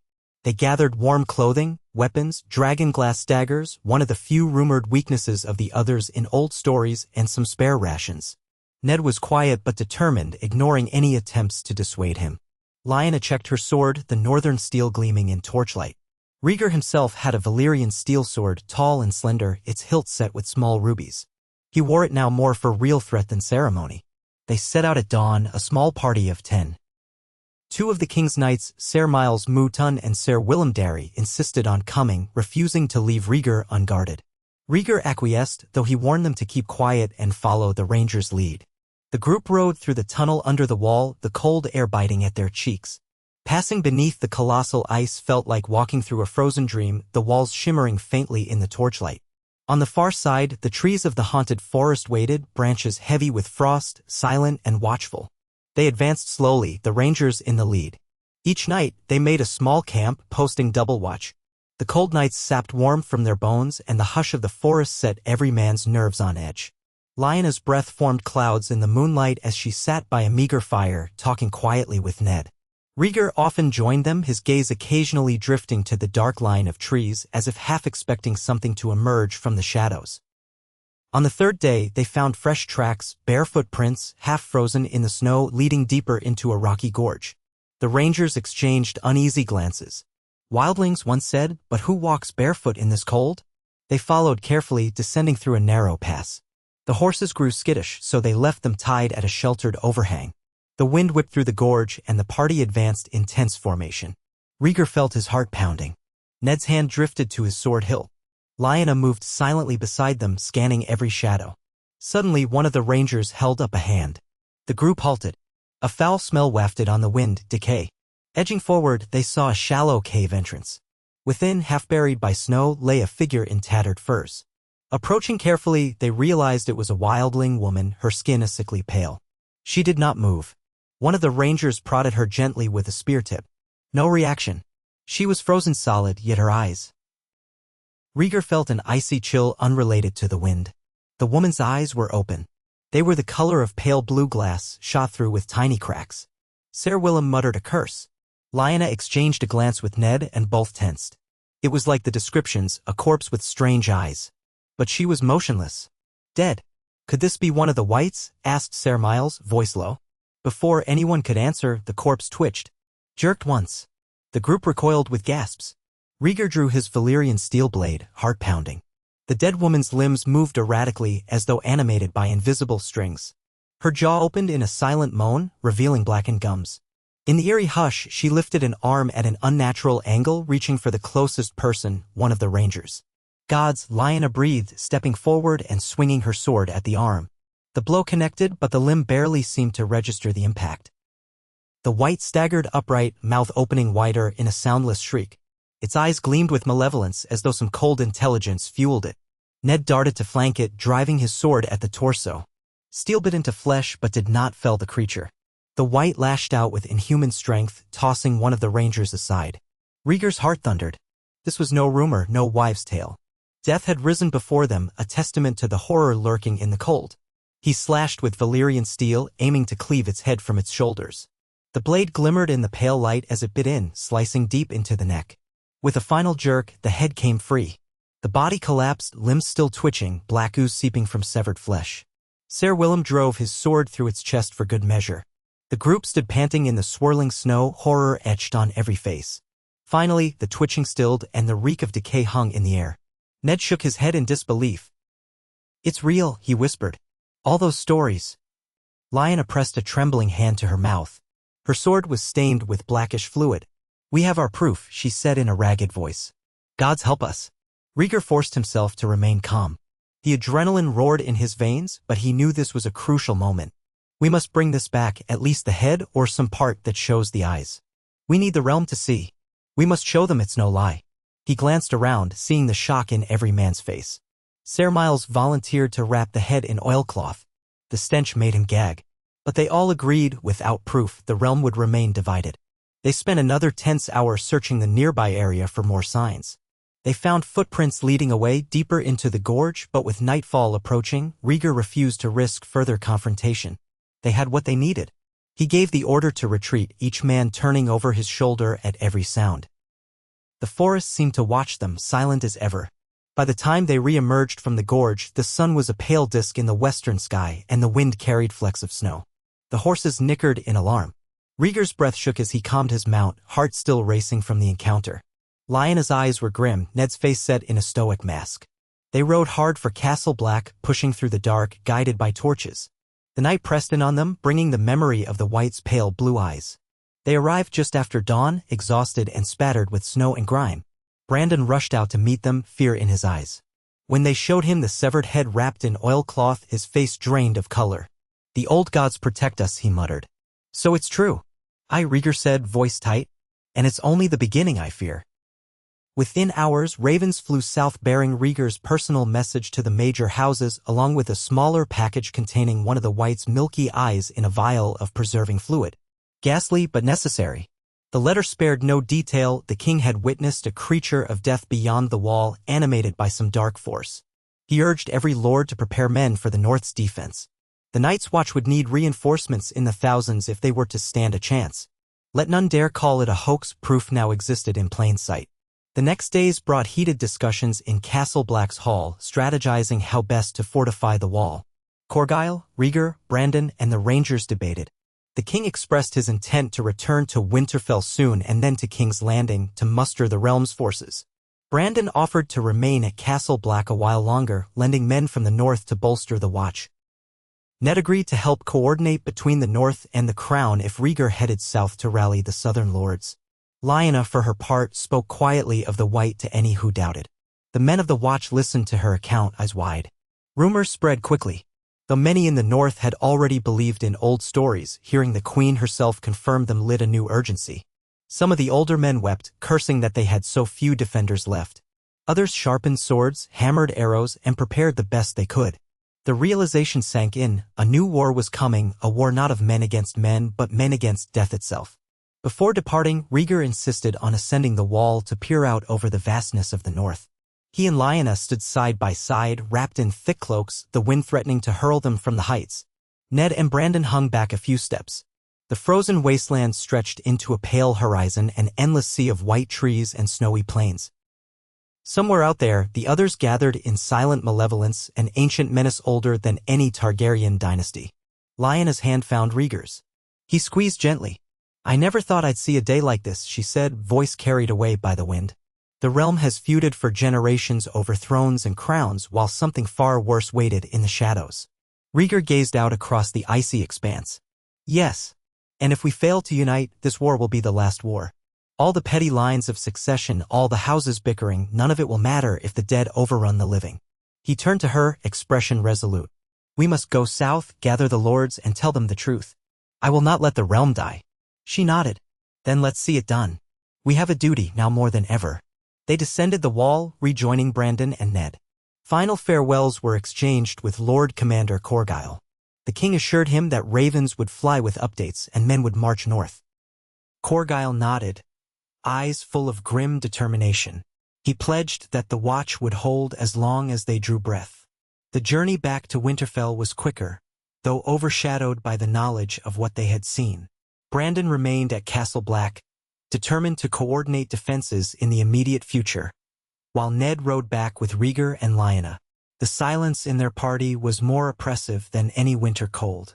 Each man and woman carried the image of that Wight in their minds, half-rotted flesh and uncanny blue eyes. When they arrived at Winterfell, they found the courtyard in a subdued bustle. Lady Ashera had tried to maintain calm, but rumors about the king's expedition had already reached the keep. Ned reunited with her, and they spoke in hushed tones about what must be done next. Lyanna hurried to speak with the servants, ensuring fresh horses and provisions for the southward journey. Rhaegar, meanwhile, requested a private moment with Ned in the solar where a newly lit fire crackled, trying to chase away the lingering chill of the grave. Ned waited, respectful as ever, though the strain in his posture was clear. Rhaegar studied him a moment, recalling how this man had once been overshadowed by his fiery elder brother, Brandon. Ned had always been the quiet one, yet he possessed a steadfast loyalty that could bend steel. If the realm were to stand against the others, they would need such loyalty and calm.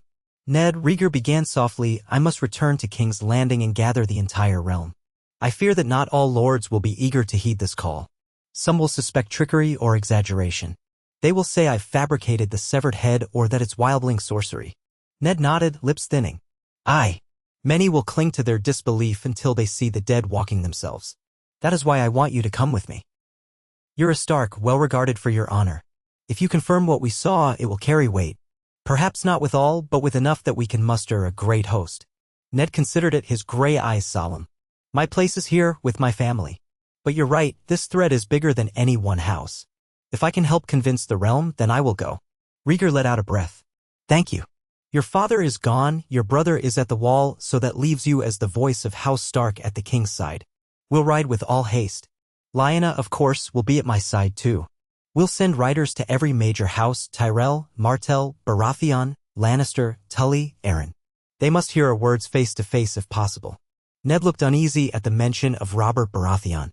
The history between him, Lyanna, and Rhaegar was complicated. Robert had since married Cersei Lannister, forging a strong alliance with Tywin Lannister, but his lingering bitterness toward the Targaryen crown was no secret. Will Robert believe us after everything? I don't know, Rhaegar admitted, but I must try. We need the Storm Lords if we're to raise a united army. Old grudges must be set aside now or we die. That is the stark truth. He paused, then gave a wry smile. No pun intended. A faint curve touched Ned's lips, though it didn't reach his eyes. I hope the world can let go of old wounds. The realm's survival is at stake. That should be reason enough. Rhaegar clapped Ned's shoulder, grateful for his calm presence. Let us pray it is. The next morning, Rhaegar, Lyanna, and Ned departed Winterfell with a larger escort than before. The severed Wight's head, carefully contained in preserving fluid, traveled in a locked chest. They carried letters from Brandon corroborating the king's account as well as the original note from the Lord Commander. They planned to ride south to King's Landing without delay, sending messengers ahead to request audiences with every great house. The final stop would be Storm's End if Robert would receive them. As they rode, the air seemed charged with purpose.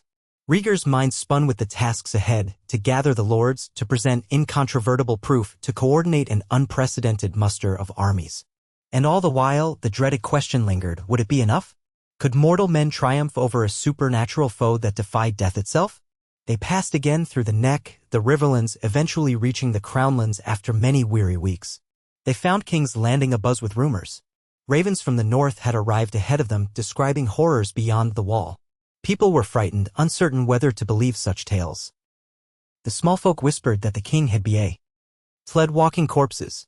The nobility worried about the realm's stability, especially with winter looming. Queen Elia greeted them at the Red Keep with trembling relief. She looked even paler than usual, the strain of regency clear in the lines around her eyes. Aegon, Rhaenys, and little Jaehaerys ran to Lyanna, hugging her about the waist, bombarding her with questions. What had she seen? Were there really ice monsters? Lyanna answered gently, but Rhaegar stepped in to calm them, insisting he would explain all in time. That evening, a grand council was convened in the throne room. Lords from nearby houses attended in person, while ravens had summoned the great lords from distant realms to arrive as soon as they could.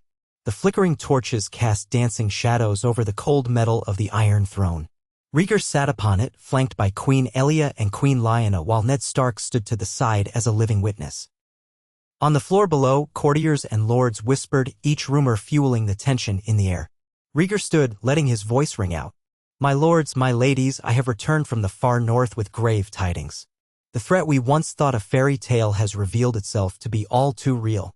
He gestured, and a pair of guards carefully carried forth the locked chest. A hush fell as they set it down and unlocked it. Ned Stark lifted a jar from within, revealing a sickly white object floating in dark fluid, the Wight's partial head.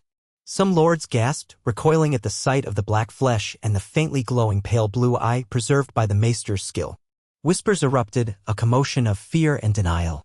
Behold what stalks our far north, Rhaegar continued firmly. This is the remains of a reanimated corpse. It nearly killed me and my companions. If one such creature exists, more do as well. The Night's Watch has seen evidence of entire patrols vanishing, of strange storms, of creatures that cannot be killed by ordinary steel. We face an ancient foe, a foe older than the Targaryen dynasty, older than the Seven Kingdoms themselves. He paused, letting the shock sink in. Many in the crowd wore expressions of dread or horror. A few, like Stannis Baratheon, who was present on behalf of his elder brother, stared with open incredulity, though not enough to deny the physical evidence before them. Queen Elia's face was solemn, her lips pressed tightly.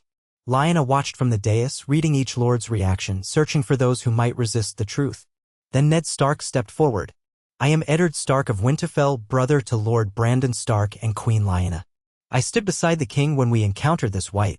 I struck it with my own sword, saw its unnatural movement, felt the chill in my bones. I swear upon the old gods and the new, this is no trick. Death itself is walking. Slowly, the murmurs shifted from disbelief to a terrified acceptance. A voice from the crowd called, What can we do, Your Grace?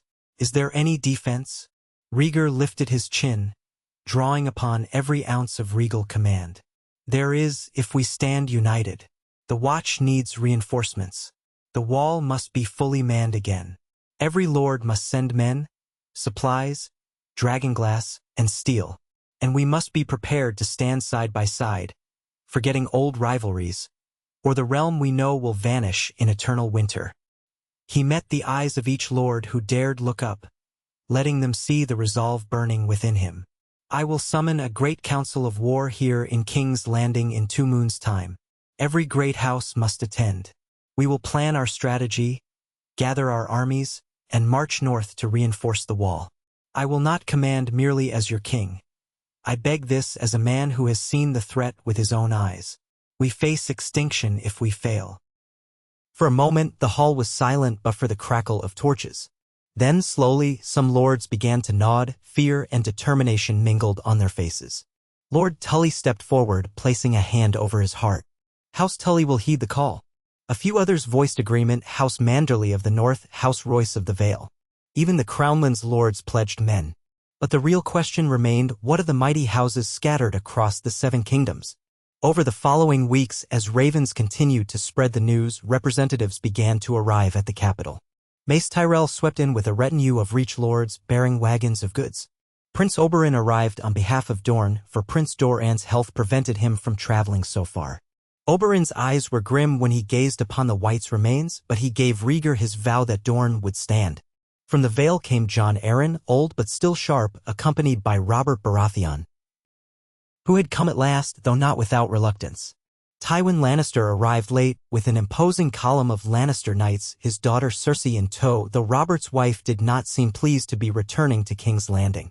The day Robert entered the throne room, tension crackled. He had not stood face to face with Rhaegar or Lyanna since the day he stormed out of King's Landing, cursing Targaryen arrogance. He looked older, heavier, but the fierce gleam in his eyes remained. The watchers in the hall held their breath, waiting to see if old bitterness would flare. Ned approached Robert cautiously, hands open in a gesture of peace. "My friend," Ned said quietly, "I'm glad you came. The times are dire." Robert clasped Ned's forearm, though his gaze flickered past him to Rhaegar and Lyanna on the dais. I came," he growled, "though I never thought I'd see the day I answered a Targaryen call. Let's see if this monster talk is real." Ned gently led him to where the remains were kept, unveiling the jar. Robert's face twisted in revulsion as he beheld the unnatural flesh. "By the seven," he muttered, stepping back. "That's no trick. So it's true then?" Ned nodded, eyes grave. "It's true. We saw it with our own eyes." Robert's expression turned thunderous, though not with anger at Ned or Lyanna. He was grappling with horror. "Then we have a war on our hands. A war against corpses. Gods, how did it come to this?" Lyanna, who had watched from a short distance, approached cautiously. She didn't wish to provoke him, but they could no longer afford old grudges. "Robert," she said softly, "thank you for coming." He glanced at her, face taut. She could see old wounds flicker in his eyes, the heartbreak, the betrayal he'd felt. But the seriousness of the situation outweighed personal rancor. After a tense moment, he nodded, though he did not smile. "I'll do my part, Lyanna, for the realm. Don't think this means we're friends again, but for the living. I'll raise my banners." She exhaled, relief mingling with sorrow. "That's all I can ask." Once all the great lords and their sworn men gathered, Rhaegar convened the promised council of war in the Red Keep's vast throne room. The space thrummed with anxious energy, lesser lords crowding in behind their liege lords, knights and retainers lining the walls.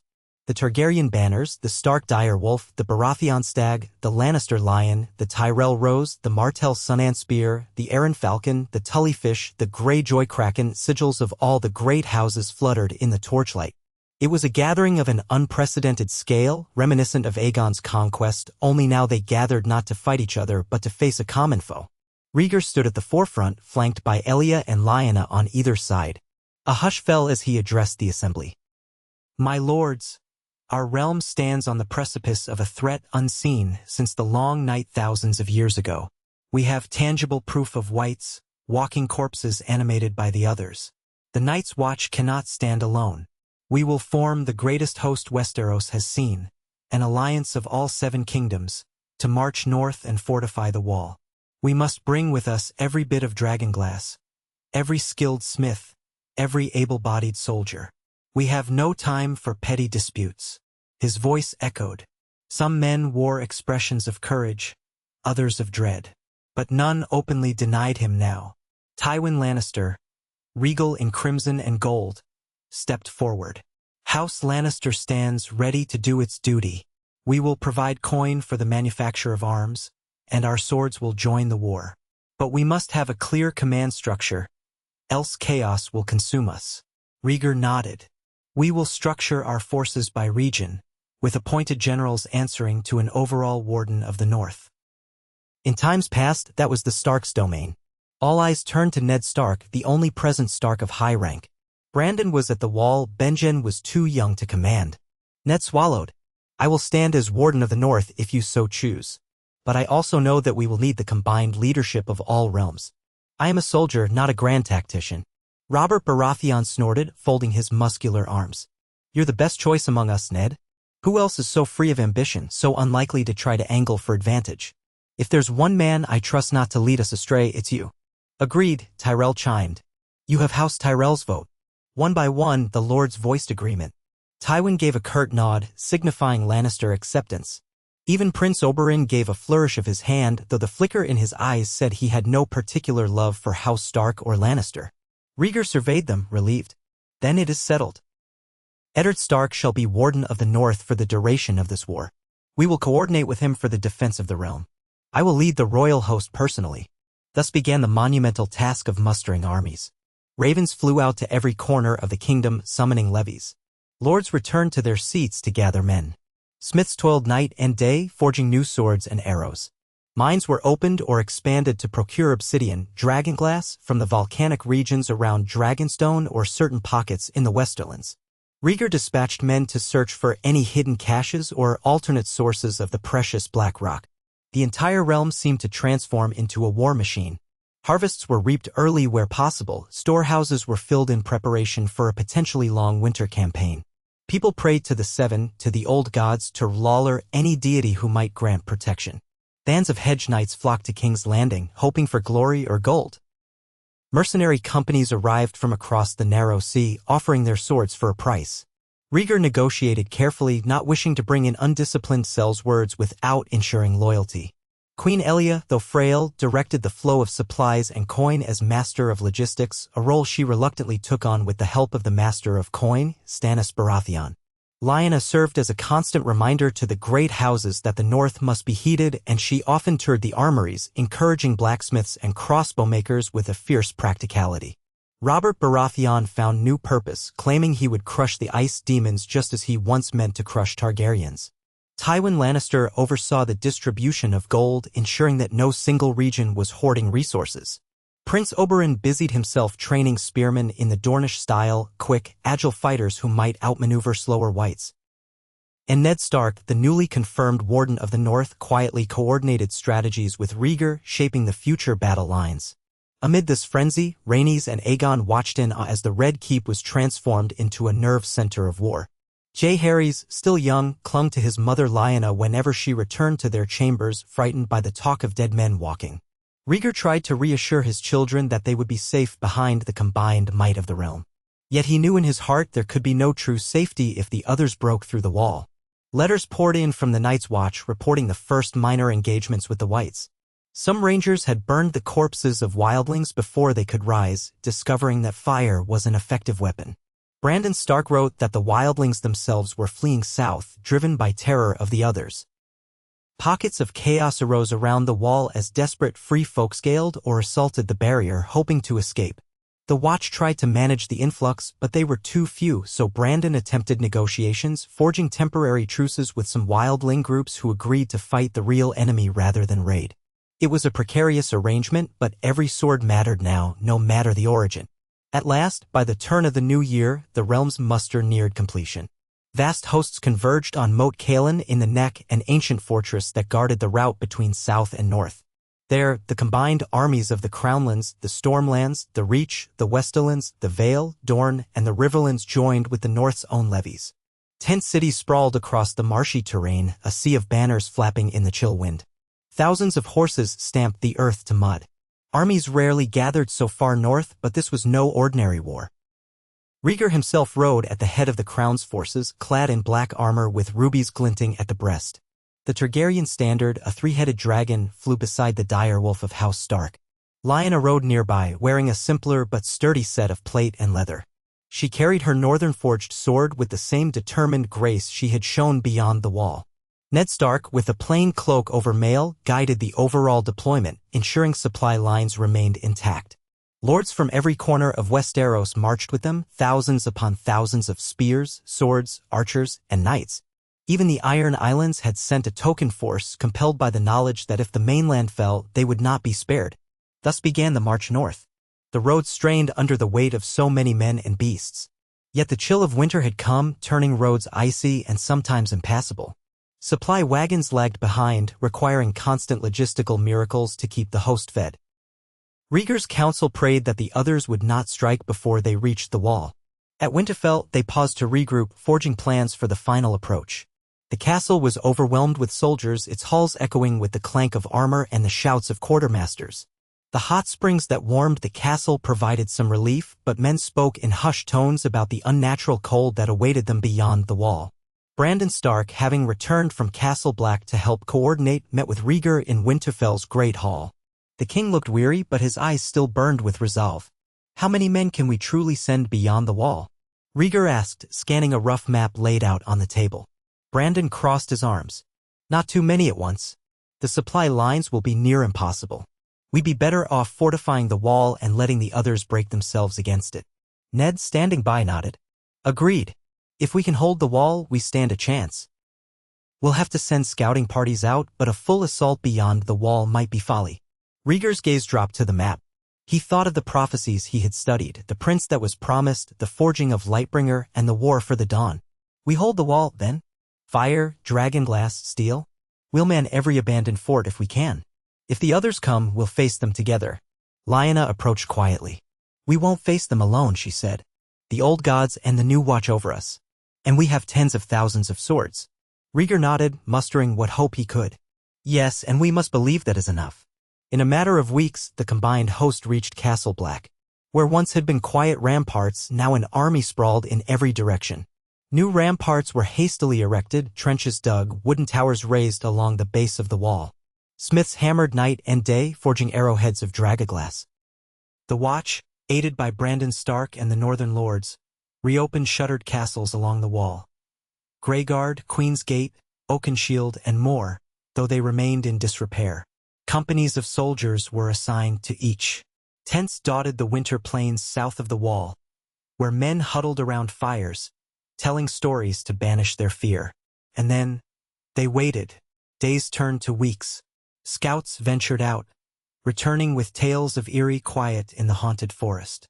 No sightings of large white armies, only scattered incidents. Perhaps the others knew the realm was rallied, or perhaps they gathered their strength elsewhere. The tension frayed men's nerves. Some began to wonder if the threat was exaggerated, if the realm had overreacted. But Rhaegar, recalling the Wight's pale eyes, refused to believe it was over. He spent his days consulting with the Watch, encouraging the men, even practicing with his sword in the courtyard to keep morale high. Robert Baratheon grew restless, complaining of the cold, but he drank less than expected, channeling his energy into training men in hammer techniques. Tywin Lannister took charge of distributing gold to ensure the camp did not starve, while Oberyn Martell patrolled along the base of the wall with a detachment of Dornish spears, joking darkly that he'd never been so cold in all his life. Mace Tyrell oversaw the supply trains from the south, grumbling about the cost, but continuing to provide grain and vegetables for the army. Even the Greyjoys contributed salted fish from their ships. The Seven Kingdoms stood as one. At last, on a night when the moon was but a sliver of silver in a black sky, the winds changed. A chilling breeze swept down from the lands of always winter, bearing a faint keening sound that set every watchman's heart racing. Torches flickered at the top of the wall. Horn blasts echoed in the darkness. One blast, then two, then three. 3 blasts for the others. Men sprang from their bedrolls, seizing weapons, rushing to the defenses with wild eyes. Rhaegar threw on his armor, barely pausing to catch his breath, while Lyanna tightened the straps of her own plate. Ned Stark left the command tent, sword at his hip, cloak billowing in the frigid wind. The horns kept sounding, echoing in the petrified hush. A shriek like ice scraping against stone ripped through the night. Atop the wall, men shouted, pointing into the distance. The horizon glimmered with faint shapes, like an avalanche of white, moving in unnatural unison. Soon, the watchers could see them clearly by moonlight, an army of wights, thousands strong, surging from the trees. At their heads strode pale figures on undead horses, tall, gaunt warriors with glowing blue eyes. The others. Below, the assembled armies braced. Archers notched dragonglass-tipped arrows, sweating despite the cold. Men formed shield walls, spears bristling. Rhaegar took position at the center, flanked by Robert Baratheon and Tywin Lannister. Ned Stark commanded the left flank, commanding a mix of Northern and Dornish troops. The right flank belonged to the Reach and the Riverlands, led by Mace Tyrell and Brynden Tully. Everyone hoped the repairs to the abandoned forts would hold. War horns blared in answer to the Watch's call, echoing across the frozen plains. The final test had come. The Wights reached the wall in a silent wave, smashing into the fortifications with unnatural strength. Men on the ramparts hurled flaming pitch and loosed arrows of dragonglass. The stench of burning flesh filled the air. Some Wights fell, shuddering as the dragonglass seared their dead flesh. Yet more kept coming, scrabbling over each other like a tide of corpses.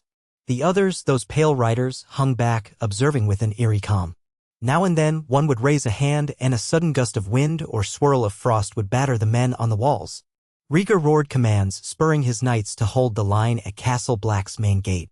Robert swung a massive warhammer, caving in the skulls of wights, though he cursed that many kept moving after a single blow. Tywin Lannister, sword in hand, led a disciplined wedge of heavy infantry methodically hacking down anything that came through the gate. The clang of steel, the screams of men, and the hollow moans of the dead merged into a nightmare symphony. Lyanna fought near Rhaegar, her northern steel flashing in the torchlight. She cut down Wight after Wight, wincing as blackened blood spattered her armor. A swirl of snow enveloped them, conjured by some unnatural force. Ice crackled along the ramparts, making men slip, but they pressed on. Up above, the watch sent boulders crashing down, crushing pockets of Wights, but the dead never screamed, they simply kept coming until they were destroyed or overcame the living. At the top of the wall, Ned Stark barked orders to archers, pointing to a cluster of others on the left flank, urging a hail of dragonglass arrows. Some found their mark and one other hissed in an unearthly cry, shattering like fragile ice. But the rest withdrew momentarily, as if re-evaluating. The watchers dared hope they might retreat, but then a savage gust of wind tore across the parapet, sending archers tumbling to their deaths. Ned barely caught hold of a stone battlement, biting back a curse. Across the field, the new watchers in the reopened forts struggled to hold. Mace Tyrell's men found themselves besieged by a swarm of reanimated animals, bears, wolves, even monstrous elk with rotting antlers. House Tully's archers rained fire arrows, but for every beast that fell, 2 more lurched from the darkness. Meanwhile, Oberyn Martell and his spearmen darted around the edges, jabbing dragonglass-tipped spears at Wights, then retreating before they could be overwhelmed. The coordination was tenuous, but it was all that stood between the living and annihilation. At Castle Black's main gate, the press of the dead threatened to break through. Rhaegar realized their only chance was to destroy the White Walkers leading them, for the Wights seemed to follow their silent commands. With a ferocious shout, he rallied a group of knights to carve a path toward the largest figure, an other clad in crystalline armor, mounted on a skeletal horse. Robert charged alongside him, warhammer raised. Lyanna, refusing to be left behind, trailed at Rhaegar's flank, scanning for any sign of a trap. The Wights snarled and snapped, but with disciplined effort, the knights hewed them down. The pale rider dismounted with eerie grace, a frosty blade in its hand that shimmered like moonlit glass. Rhaegar lunged, Valyrian steel colliding with the other's blade. The impact sent a jolt of cold up his arm. Robert hammered from the side, but the other sidestepped with inhuman speed, leaving Robert to nearly topple a Wight behind it. Lyanna thrust her sword at the other's flank. The frosty blade flashed again, parrying with ease, sending a shock of ice up her arm. She nearly dropped her weapon, teeth chattering. Still, they pressed the advantage. Rhaegar feinted high, then lunged low with a cunning twist. Valyrian steel bit into the other side. Not a full blow, but enough to make it real. A shriek like cracking ice tore from its mouth. Sensing victory, Robert bellowed, swinging his hammer in a wide arc. The other moved to parry. Steel met ice blade with a deafening screech. The hammer chipped the other's sword, shards of frozen steel sprang. Sensing an opening, Lyanna mustered her strength, swinging her sword at the other's neck. This time, the blade struck true, shearing through. A burst of icy mist erupted, and the other shattered, fragments scattering like hailstones on the ground. With their leader destroyed, some of the Wights near Castle Black faltered. A wave of disorientation rippled through them. Men took advantage, hacking them down, setting them aflame. On the ramparts, Ned spotted another White Walker. He directed archers to concentrate fire. Dozens of dragonglass arrows rained down, and the other tried to conjure another icy gust, but the arrows struck home. It dissolved in a swirl of frost and shards, letting out a hideous cry. Again, the Wights around it stumbled, losing their coherence. All along the wall, the living realized that the key to victory lay in destroying the others. The men rallied, seeking out the tall, pale figures among the horde. Some White Walkers withdrew, but not all could escape. Bolts of dragonglass swords of Valyrian steel flashed, and one by one, the others were hunted down. Each time one died, the Wights around it collapsed or wandered aimlessly until destroyed. The night stretched into an inferno of frost and flame, men and undead locked in lethal struggle. Gradually, though, the tide began to turn. Where the others fell, the Wights disintegrated in droves. The combined might of Westeros, united as never before, pushed back the invasion. Just before dawn, a final wail sounded across the frozen plains. The surviving White Walkers retreated into the swirling snow, leaving behind only shattered ice and heaps of the dead. An eerie silence followed, broken by the labored breathing of tens of thousands of soldiers. As the sun's pale light crept over the horizon, it revealed a landscape of devastation. Bodies of men and horses lay scattered, ice-broken in jagged shapes. Smoke rose from countless fires. But the living had held. Castle Black and the wall still stood, battered yet unbroken. Rhaegar, caked in blood and ice, leaned on his sword, surveying the aftermath. Lyanna stood beside him, panting, her face streaked with soot. Robert Baratheon wiped sweat and grime from his brow, letting his hammer rest on the ground. Ned Stark joined them, cold air streaming from his mouth. Tywin, Oberyn, Mace Tyrell, Brynden Tully, and countless others emerged from the battered fortifications. They had won this battle, but at a terrible cost. Thousands of good men lay dead or dying. Yet the realm had proven its unity under the most harrowing threat imaginable.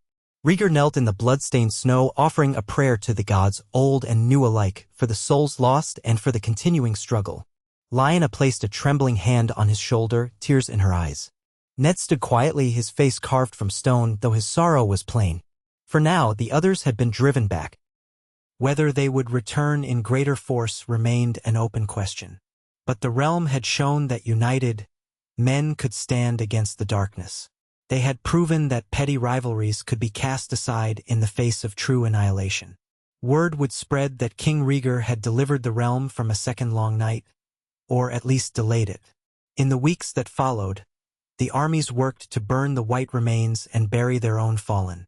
Some White Walkers might yet roam beyond the wall, but for the moment, there was peace. A new spirit of cooperation blossomed among the great houses. Robert Baratheon, though still no friend to Rhaegar personally, could not deny that the king had led them to victory. Tywin Lannister grudgingly acknowledged that Targaryen leadership had saved them all. Dorne's Prince Oberyn insisted on forging new trade routes with the North, in honor of the alliance that had held the line. House Tyrell proposed a cross-marriage with the Lannisters to further bind the realm. All around, men and women realized how close they had come to extinction. Rhaegar, for his part, felt both relief and lingering dread. He knew well that the others were ancient and cunning. This might not be their only attempt. Yet for now, the realm would enjoy a respite. He planned to shore up the watch permanently, ensuring thousands of men remained on duty at the wall. The oath "Night gathers and now my watch begins" would live on with renewed purpose. In King's Landing, he would establish a permanent advisory council to ensure the realm never forgot the lesson of unity. And so, beneath the chill northern sky, Rhaegar held Lyanna's hand as they walked through the wreckage outside Castle Black, paying respects to the dead. They paused where a group of men piled the bones of Wights onto a funeral pyre. The stench was revolting, but it reminded them of what they had conquered. Overhead, a pale sun peeked through gray clouds. Lyanna breathed in the cold air, remembering old stories of the Night's King and the endless winter. She pressed closer to Rhaegar, grateful to be alive. Ned approached, leading a group of Northmen who saluted the king and queen. They bore heavy expressions of exhaustion but also pride. One of them muttered that the songs would speak of this day for centuries. Rhaegar managed a faint smile, though he felt the weight of prophecy still. Perhaps the ballads would hail the Wolf Queen and the Dragon King, the union that saved the realm from the cold darkness. Or perhaps this was only the first movement in a longer, more perilous symphony. For now, however, they had proven that if the living stand together, wolf and dragon, lion and stag, sun and spear, rose and fish, falcon and kraken, they could hold back the tide of night. And as Rhaegar gazed at Lyanna, recalling how, years ago, he had crowned her with winter roses, he marveled at how that single choice had shaped the realm's fate. Peace, once fragile, had forged alliances that stood unbroken under the onslaught of the dead. Perhaps that was the true prophecy fulfilled. Not a single heroic figure, but a realm united by love, duty, and the unyielding will to protect the living. Only time would tell what further trials the realm might face, whether the others would gather again in the hidden wastes, whether men's hearts might revert to old grudges once the immediate threat had passed. Yet for this moment, at least, the Seven Kingdoms had wrested victory from the jaws of ice and death. And in the swirling snows outside Castle Black, with thousands of swords raised in triumph, Rhaegar Targaryen knew that they had changed history forever.